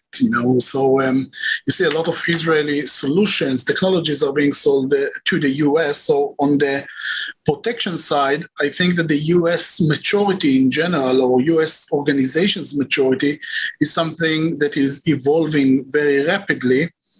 However, I think that the main difference is maybe coming from the perception of security, right? In Israel, one thing that is very clear here, that people are going in a journey that starts with the army, and in the army you learn a lot about how security, from physical security and then cybersecurity, how important it is, and then it's something that you see in your culture. So the behavior, the concept of cybersecurity as part of your daily or standard operating procedures, that's something that you see more. However, we have to say, right, also in the Israeli market, you see a lot of situations in which organizations are, by definition, immature in their approach and are doing less than required in order to protect the organizations. I think that one advantage that we have maybe is the size. We are much smaller than the US, and the US, as a huge country with multiple multinational organizations, are a very interesting target for attackers. And that starts with intent, what people are trying to achieve, and also the size factor that is by definition correlated to how vulnerable the organization can be or is, when it comes to cybersecurity. But if you ask me, the number one difference between the countries will be maybe the approach that is, integrated in the Israeli culture. That's something that in the US, it's a little bit, in a way, less in the culture. But I have to say that the organizations in the US, from cybersecurity standpoint, they are becoming more and more and more mature, actually world leading when it comes to cybersecurity solutions and capabilities. You mentioned the fact that everybody in Israel is in the armed forces at some point, and maybe everybody in the country is more used to being on something that feels like a war footing. Do you think that we in the U.S. maybe are not quite as cognizant of the fact that so many folks are trying to attack us, and we just don't think it through all the way to its logical conclusion?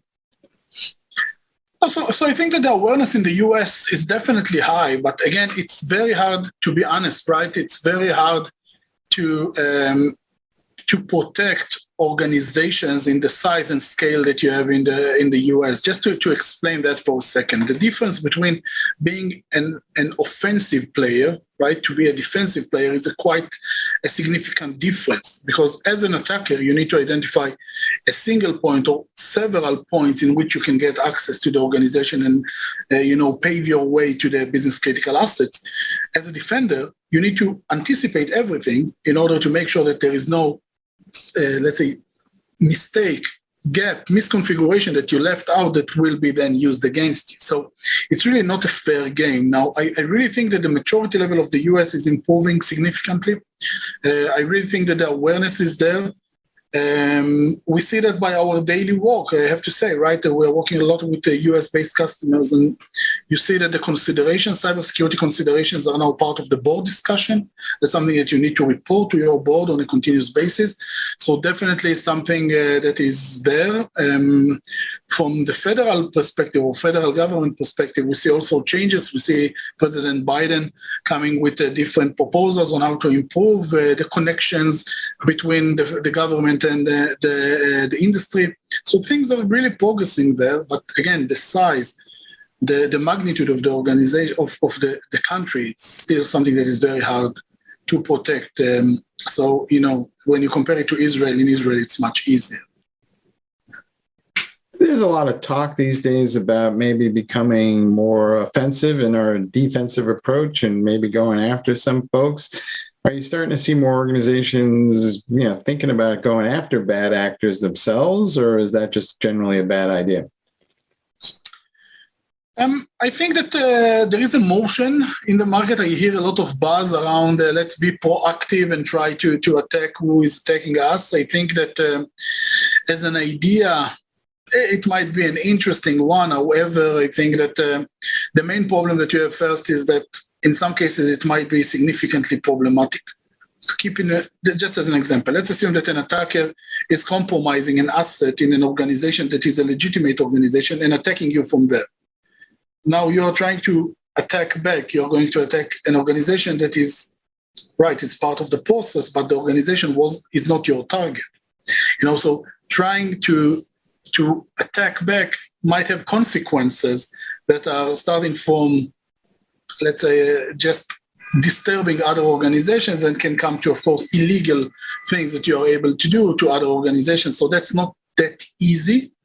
And generally speaking, I think that being proactive, if you already want to be proactive on yourself. Try to anticipate where your gaps are and act accordingly rather than trying to attack who is attacking you. Because first, being able to detect someone that is attacking you, that's already a capability that you need to develop, right? How do you know that you are under attack? that's something that usually organizations know about it too late. And when it's too late, attacking back won't help you at this situation. You need to first recover your organization. So from my point of view, as an idea, it's an interesting idea. However, I don't think that will allow or provide a lot of benefit to the victim organization already at the point of attack. It seems like to us, at least, that every time I turn around, there's yet another startup company coming out of Israel focused on cybersecurity, and the people involved all seem to have worked for some sort of defense organization. So, is there people standing around with a lot of money handing it out as people come out of the military, or what drives all that?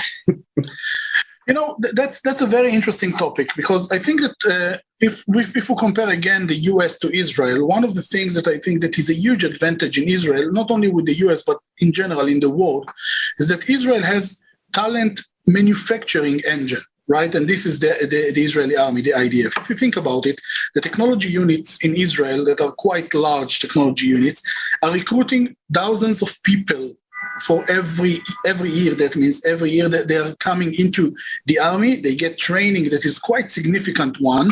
And then 6 years later, usually that's on average, you'll find these people after a very long training, very intense training in the army, that you get to play with the most advanced technologies.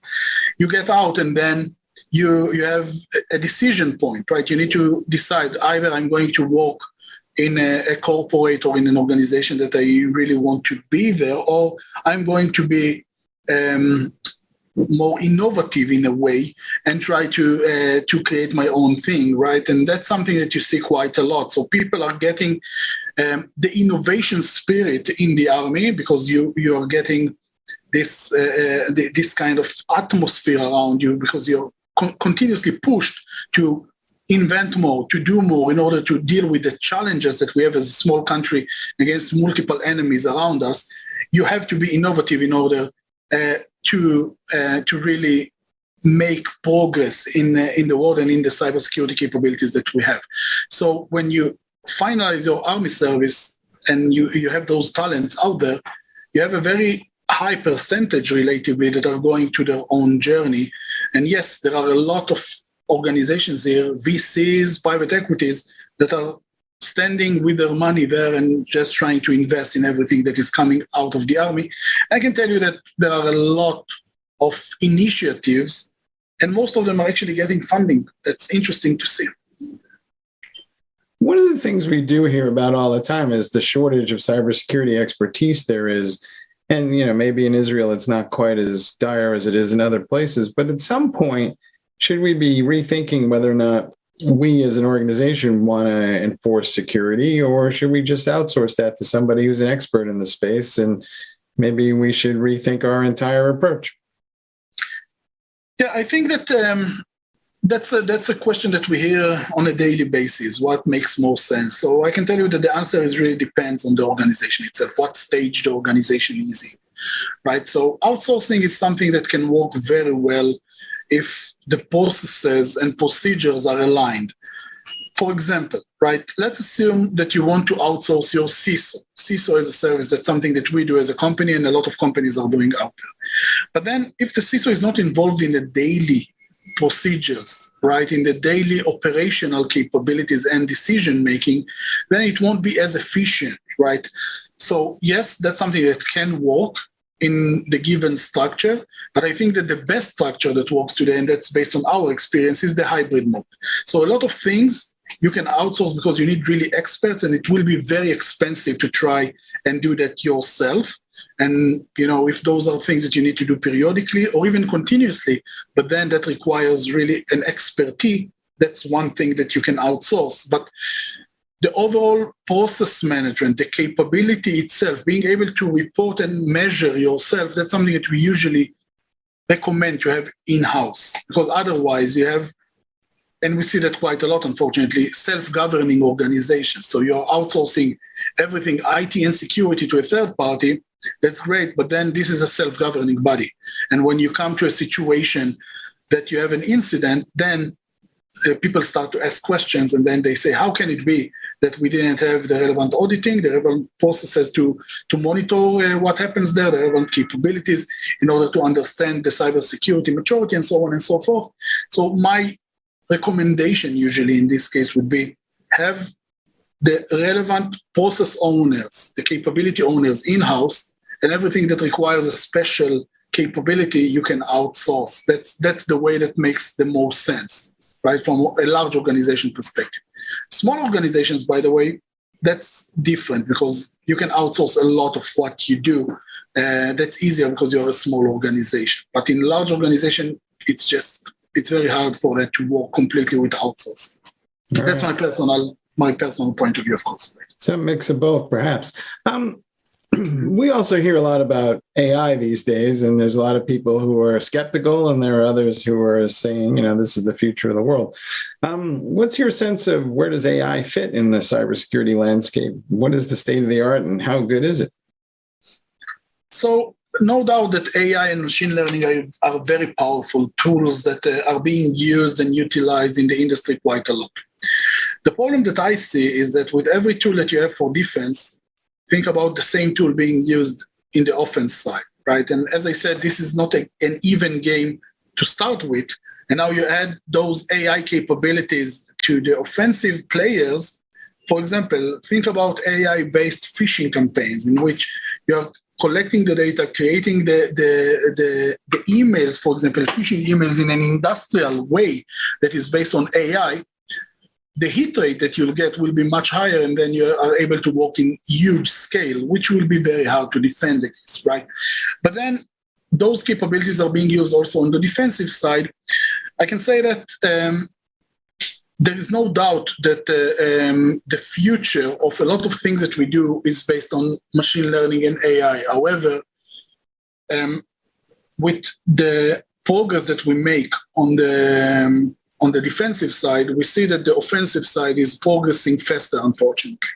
And that's something that is quite consistent with every technology breakthrough that we had in the past, right? Every time we've seen a new tool or a new capability that we thought, okay, that's great, that is going to help a lot in mitigating some of the risk, we've seen that the same tools were used also by the offensive side, and then you have an even game in a way. Think about quantum computing in the future, for example, right? The people are saying, hey, quantum computing will be great because we are able to load a lot of calculations and a lot of processes and processing on the data that we are collecting and do that in quantum computing. But that works the same way for the attackers as well, because once the data will or the capabilities will increase, you need to then deal with a different level of offensive capabilities. So the problem that we have is in general we plan security solutions for the past, and the offensive world is always looking to the future. So that's a gap that is built in the industry that we need to solve. So the technology progress in general is very good. And we see that those AI-based capabilities, artificial intelligence in general, is being used quite a lot. But keep in mind that it's not going to change the game, right? It's just going to make it even more even because we are going to experience different level of offensive capabilities. Mm-hmm.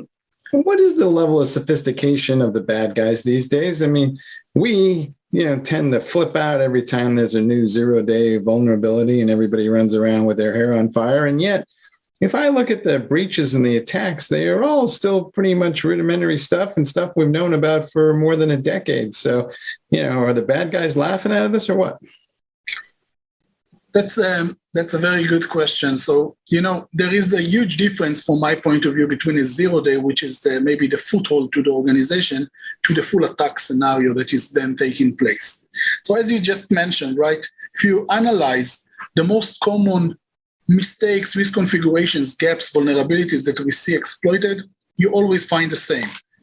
Password hygiene or user hygiene, right? You find network segmentation and segregation, administrative interfaces that are exposed, and privileged accounts that are being used. It's always the same. You see lateral movement, you see compromise of privileged accounts. And then from this privileged account, you get access to the relevant business critical assets, whether it's ransomware, whether it's data exfiltration, whether it's data integrity, whatever the impact is, it's always the same from some point. So yes, to your question, there are basic things, that are still we see that are still not being executed and done correctly. Right. And again, those are basic hygiene things. We always say back to the basics, right? If you have the basics right, then your cybersecurity maturity will be by definition higher than what we see on average in the market. So the 0 day, from my point of view, that's not the one thing that you need to be concerned with, right? Because 0 day will get you in. But then the fact that someone managed to get into the organization, the fact that this is equivalent or equal to the fact that the full organization is compromised, that's the problem.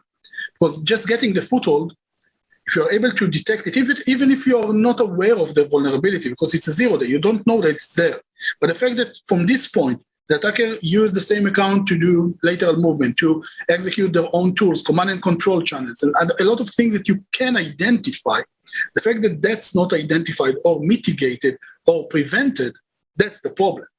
So 0 day, again, always, every time that you have an opportunity to mitigate that, that's great, but that's not the main problem. The main problem is the basic things that we see. The top 5 vulnerabilities that we see today are related to easy password or guessable password, accounts that are not using multi-factor authentication, then it's only password-based. Then we have network segmentation and segregation, administrative interfaces that are exposed, and in the end, privileged accounts that are being used on non-privileged environments. Those are the top 5. All right. So ultimately, what's your best advice to folks as they kind of figure out their risk levels and spending levels and how to strike a balance? So from our point of view, there are 2 critical elements in the process. The first is getting visibility into the technical risk profile. That means use an offensive point of view. There are multiple organizations out there, we are one of them, right, that are using either red teaming capabilities, penetration testing capabilities to map the risk profile. That means where I'm vulnerable and what is the risk level of this vulnerability. That's a very technical discussion. Second thing that you need to do is to correlate this technical data with the business considerations. In other words, assuming this attack scenario is going to happen, what will be the impact to my business? And again, it doesn't have to be accurate on the dollar value, right? Just even an estimation that's significant damage, non-significant damage, and so on. Even this kind of analysis, it's enough to start and at least prioritize in a smart way where you want to invest your next dollar. Today, we see a lot of emphasis on, let's call it compliance-based security. And I want to say that very clearly, compliance is not security. If you have security, you can have compliance. That means that's derived from security. But if you have compliance, you don't have security, right? And that's something that is very important to understand. Again, compliance, government regulation, and so on, all of those are good things in order to create some kind of structure, but that's not enough, right? If you go to the NIST framework and you say, you tick the box, right? You say, hey, I have EDR, great. I have MDR, great. I have cloud protection, great. I have my CISO in place. We are great. That's not the case, because the fact that you have the controls of the tools doesn't mean that you have the capabilities. The fact that you have capabilities doesn't mean that those capabilities are optimized. That means that they are providing full coverage and the protection level that you need. And I just remind you, you just need one mistake that the attacker will be able to identify in order to get access to the organization. So from my point of view, security, first of all, is a continuous effort. That's number one. Second, you need to understand your risk profile. Third, correlate it to the business, and based on that, make the decisions. It has to be risk and data-driven approach. Otherwise, it wouldn't work. All right. Well, Ruby, let's hope that we're all going to collaborate more aggressively across borders to win this battle eventually. But in the meantime, circle those wagons. Hey, Ruby, thanks for being on the show. Thank you very much. My pleasure. All right. Back to you guys in the studio.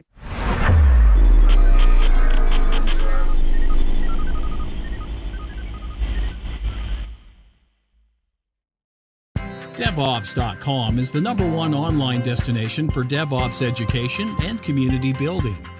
DevOps.com covers all aspects of DevOps, including DevOps best practices and tools, DevOps culture, DevSecOps, business impact, continuous testing, continuous delivery, and more. DevOps.com has the largest collection of original DevOps content, featuring breaking news, blog posts, podcasts, and more. Visit www.devops.com to learn more. DevOps.com, where the world meets DevOps. This is Techstrong TV.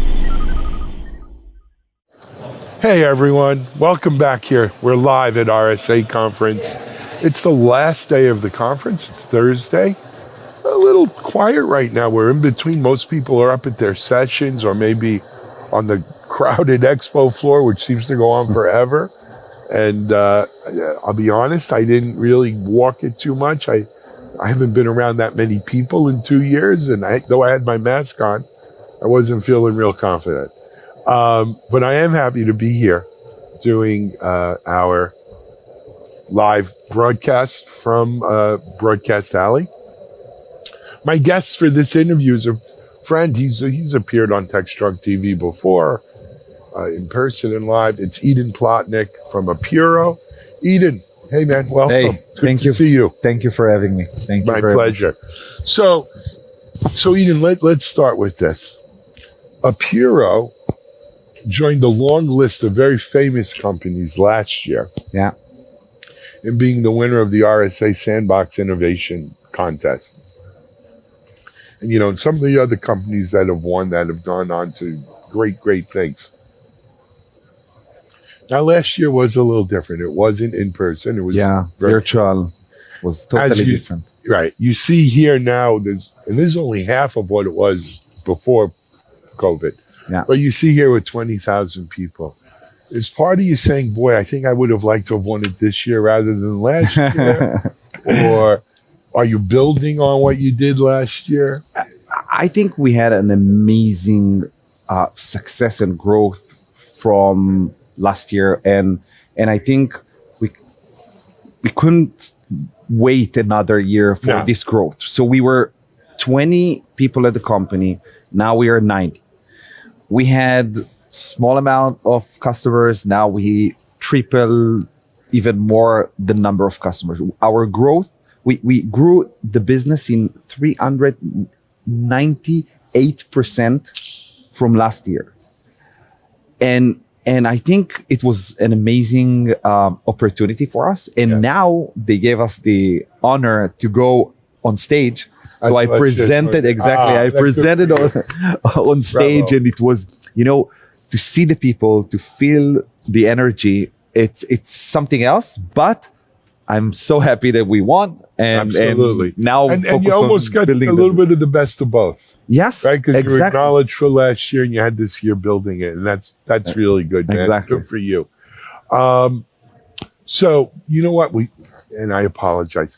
We should have started off with, hey, Eden, tell people a little bit about Apiro. What do you guys do? Sure. So Apiro is, we secure the entire software supply chain from design, development to delivery.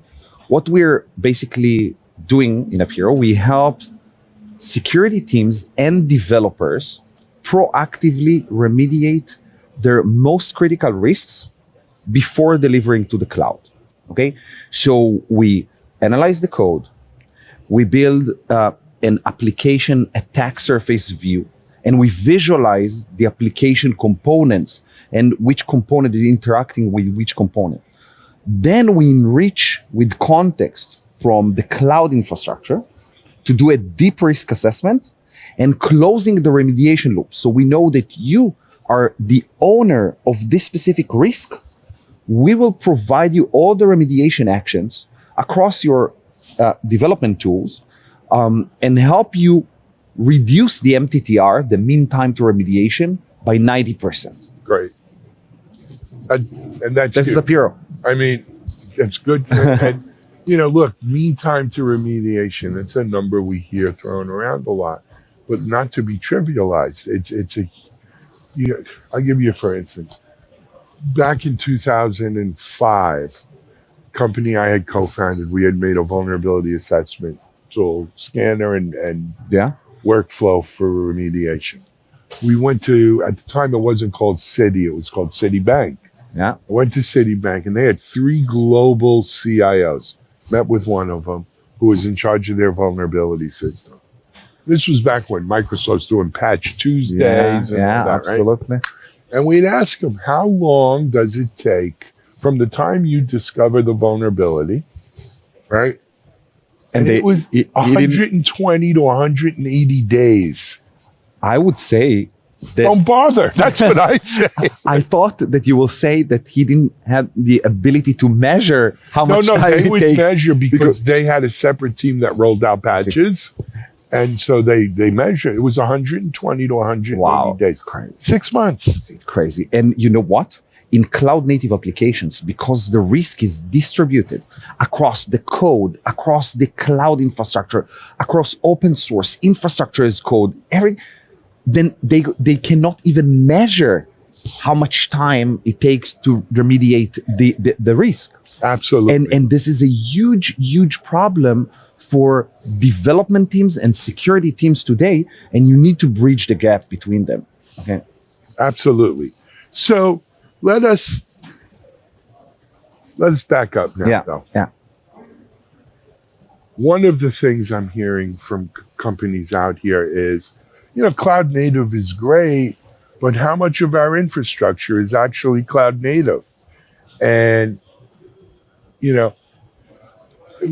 I'm just back from Valencia. Everything's cloud native in Valencia at KubeCon. Yeah. But as you sit out here at RSA, what are you hearing? What are you seeing? I see an exponential. I see, let's divide it into two main categories. Okay, the born in the cloud companies. Okay, it's easy. 100% cloud native, developing and releasing code on a daily basis, deploying it on the cloud infrastructure. This is 100%. And you have tons of companies that they are born in the cloud. Right. Now let's take the other category, which are the old legacy companies. Brownfield. Yeah. They are moving a little bit, in a slow motion, but I can tell you, without mentioning names, banks that we are working with, they are moving right now. They are 40% out there in the cloud, transforming their applications. And I'm not saying lift and shift. I'm saying they are re-architecturing and building, taking the monolith and breaking down into microservices. Yeah. And I see let's say between 10% to 40% of their applications already moved to the cloud. That's impressive. It's impressive. And I see the budget that is actually going because towards. They're not building brick and mortar branches. They're putting it into that. And that is encouraging that. And by the way, they must do it because the small fintech or small development circles around them. Moving so fast. So they must keep up the pace. Well, not only that, people, it's COVID, everything else, they don't want to go to branches. They want to be able to do things. They want to be able to do it now. Yeah. I mean, for me, I haven't been in a bank and I don't know how long. I deposit my checks by mail. I do my banking by mail. It's amazing. Anyway, what else is new with Apiro? What else? We contributed to the NIST Secure Software Supply Chain Framework. Yes, that sounds like the only startup with the giants, with Google, Microsoft, and others.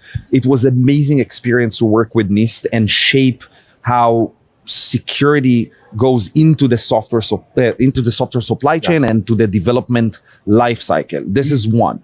Second, we contributed to the SBOM, to the Software Bill of Materials standard. So we are working with both standard, the SPDX and the SBOM. And Cyclone DX. We just had DX. Bob Martin from MITRE in here talking about this. Look, this is a big thing. Fine. Absolutely, it's a big thing. It's probably one of the biggest things that'll come out of this conference this year. I'll give you, for instance, this guy, Bob Martin, the last time he presented at RSA, he introduced the concept of CVEs and vulnerabilities in 2001.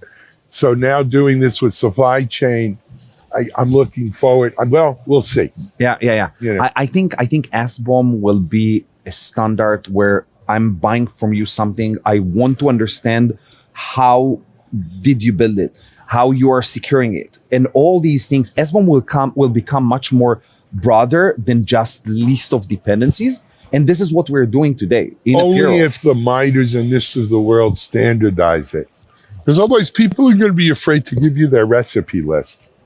I agree, right? But you will always have a secure way to do that. And I'm saying if you want to go and sell to the government today, Absolutely. You must do it. For the government, you must. You must do it. I think, let's see how it goes. So we contributed to the SBOM, and we found a software supply chain 0-day exploit in Argo CD, which created a lot of noise and yes. And we just released a very interesting secrets in code report across private repositories for the first time in the industry. So see how, internal development teams are behaving and putting secrets in their code, which is eventually causes breaches in cloud infrastructure. Absolutely. Hey, man, you know what we didn't tell people? Website, apiro.com? Yeah, Apiro, APIIRO.com. And that's it. And cool, man. Thank you so much. Always a pleasure to see you. I hope to see you soon. Thank you very much. Maybe Detroit and KubeCon. I'm coming to KubeCon. I will see you there then. Check out apiro.com. We're live at RSA. There's someone on a megaphone out there. I don't know if you guys hear it. It's just another, wonderful day in San Francisco. We'll be back in a moment with our next guest.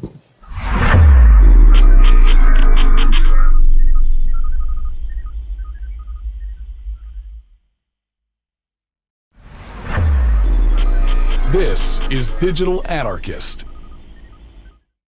Hey, we're back here live at KubeCon, Cloud Native Con, Valencia.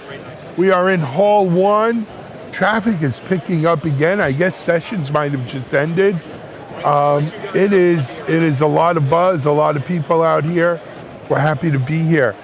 My guest for this session is Satya Sankaran. And welcome. Thanks for having us. Thank you. Satya is with Cloud Casa by Catalogic? Yeah. Correct. Yeah. All right. Satya, if you don't mind, look and tell our audience, tell us about the company, maybe a little bit about yourself. Yeah, I'm Satya. I'm the founder and GM of Cloud Casa. Cloud Casa is a backup as a service player in the Kubernetes ecosystem. We're a cloud native backup service that essentially eliminates the need for a separate backup infrastructure in Kubernetes for Kubernetes users, right? So you simply log into a portal, you can scan your clusters, and we can actually back up your data sets either on-prem or to the cloud. We're also the only cloud-aware backup service. So we don't just understand Kubernetes, we're also the players that can understand your EKS service and the AKS service and leverage that for delivering centralized management, compliance, which is a big part of what you do in data protection, and also deliver cyber resilience to make sure that you are protecting your critical data assets, but also configured it correctly, because it's so easy to misconfigure something in the world of Kubernetes, so many moving parts. So we deliver all of that as a service so that without having to maintain a separate backup infrastructure. Got it, love it. Now, so you're the founder of Cloud and general manager of Cloud Casa. That was acquired by Catalogic? Is that the situation? Yeah, it's a case of a startup within a startup. Right? Okay, I love those. I was the chief operating officer of Catalogic, and we were building copy data management products. That was very storage aligned. In fact, our DNA is really building products to partner with large marketplace. Got it. So we had an in-place copy data management product that was acquired by IBM in May 2021. That acquisition was foreseen by a lot of us. And that was also around the time we were investing heavily internally on making our backup applications run as microservices, containers, and so on. So we were adopting Kubernetes. When we were adopting Kubernetes, we realized that getting started with Kubernetes is a lot easier than managing Kubernetes down the road. No doubt. So there are a lot of data challenges out there. We do backup and restores well. We've done backups and restores for all the way from mainframe to storage integrated NoSQL databases. So we kind of follow wherever the data is, and we see data kind of flowing into the world of Kubernetes. So we built this Cloud Casa product line, should really be called a service line, right? So we built this Cloud Casa as a separate business line because the audience that we sell to is very different. It is a developer-focused ecosystem community. We were selling to mostly IT folks and storage folks in the other product lines. So to us, it just made sense that one, we were adopting a different service model for delivering our to a different technology. audience. Yeah, and to a different audience. So it made sense for us to kind of align our branding with the target we were reaching out to. So that's why it's a separate business line within Catalogic, and it's a great case of actually being in a company that has been there for 20 years and actually building a product and service from ground up. And those opportunities don't come very often, so it was exciting. So what I find interesting, though, too, is, look, there are a lot of people who say, oh, backup service? Yeah, old hat. Yeah. We've been doing backups, on tape, on mainframes forever. Backup is boring. Backup is boring. But, well, number one, it's necessary. But number two, even in this world, cloud native world, there are new applications for essentially backup that are now aimed at new audiences, as you mentioned, like developers, like Kubernetes operators and so forth. And it takes what we used to call just boring backup, and now we're talking about things like data management, and which is, not even subtly, it's very different than just saying backup. Right? But it helps with that data management, and it's a vital piece of this whole process of how we deploy and run our software today. So it really is. I mean, it's backup, but it's not. Right? It's more. It's backup, but it's more. So you guys have announced some new stuff here at the show. I think you kind of referenced it a little bit, but why don't we nail that down? What have you guys announced here? Yeah, so two things. First, you call backup boring. We're happy to be the last line of defense for you. I think there is an important need for that, especially in the world of cyber attacks everywhere. In fact, a lot of our recent announcements have been about establishing cyber resilience rather than just backup. We don't want to be just your last line of defense. Ransomware and everything else. We are touching everything that is important to you. And so we deliver cyber resilience. We not only back up your data, we also make sure your data is configured correct. We run configuration scan, we run container scan, we run network scan, we check against your CIS benchmarks. In our service, when you protect your critical assets, we also make sure your critical assets are configured correctly and are not prone to vulnerabilities. So we do that as well as be your last line of defense, which is certainly something we want to do. So part of data management is cyber resilience, and I think that's what we deliver. And announcements for KubeCon, I think there are 3 themes in our announcements for KubeCon. One is just improving our cloud awareness. It is not enough to just know Kubernetes. Most of Kubernetes is now running in the cloud. Kubernetes is being developed as the operating system for cloud. A lot is about taking advantage of the ephemerence and the elasticity that is provided in the cloud, right? So we already support native integration with AWS EKS, which means we can talk to EKS, we can see all your clusters in one place, across all your accounts and all your regions. And we've expanded that capability to AKS as well. So we can now talk to the Azure Kubernetes service We can see all your Azure clusters across different data centers and regions, across different accounts in one place. What does it deliver? Centralized management, so you can actually see everything in one place. 2, ephemerence we talked about, which means clusters are coming up and down all the time in the world of Kubernetes. And what you see with us is we can actually sync with your environment, right? Because we can talk to the parent service, we can see when a new AKS cluster comes up. We can see when an old AKS cluster gets moved. And these things happen so often that I think being able to be in sync with your cloud accounts is very important. Absolutely. 3, we know how your cluster is now actually configured, right? Kubernetes itself has an envelope on top, which is what is used by AKS and EKS. So we know how your AKS clusters are configured. We actually back up that metadata as well. We not only back up what is inside Kubernetes, we also back up how a cluster is configured. And that information is also protected. So when we restore, we can spin up a new cluster automatically in the same service that looks just like what it was when we backed it up. Today, all our other products out there require you to have a functional cluster created first. You have to configure the network, you have to install the agent before the first byte moves from the cloud. Who's got time for that, right? So a lot of what we do is to ensure, because we can now talk to the cloud provider, because we know how your cloud cluster is configured, we can leverage that information and simply bring that up quickly on the other side. Well, you know, look, if these kinds of things at scale, we can't afford the learning curve. We can't afford to say, hey, go here, let me tell you about my infrastructure. Let me tell you about my config. We need things that are almost kind of self-aware, if you will, that go out and do their job. They figure that out and just get it done. You know, my friend Brad Feld used to call that auto magic. Yeah, right? Exactly. Like, I don't know how it works, but it works. It just works. It works. I just want it to work. Yeah. This is something that I need done. I need it to work. Yeah. And that's it. And then if you can make that happen, you've got a beautiful service. Yeah, So. in our ecosystem is all about, Kubernetes is complex. Let's not run away from that, right? So many moving parts.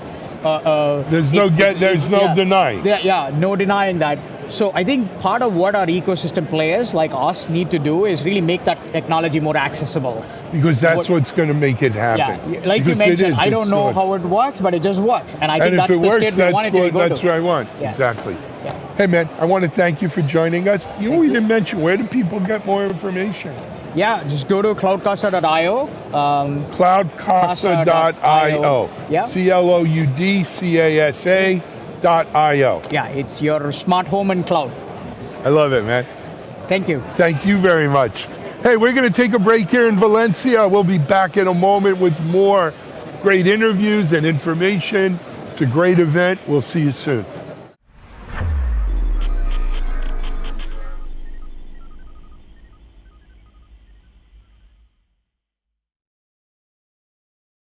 Looking for a live conference focused on the tools, technologies, and practices most important to your business?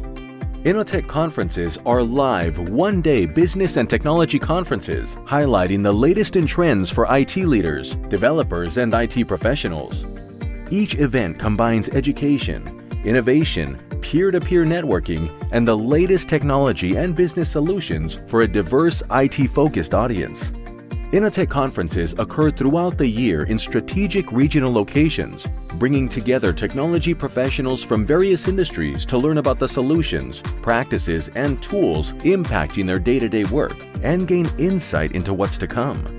Presenters at Innotech conferences are selected and curated to ensure each session provides the most up-to-date and relevant information without any hype. Whether you're interested in digital transformation, cybersecurity, cloud, IT leadership, or DevOps, Innotech conferences deliver. 2022 events are scheduled to be held in Austin, Dallas, Oklahoma City, Houston, and Washington, D.C. Innotech conferences are produced by Techstrong Live and powered by Techstrong Group.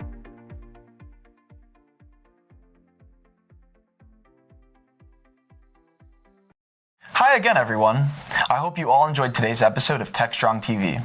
Our hosts met with some of the best and brightest to give you insight into the most pressing topics from around the tech industry.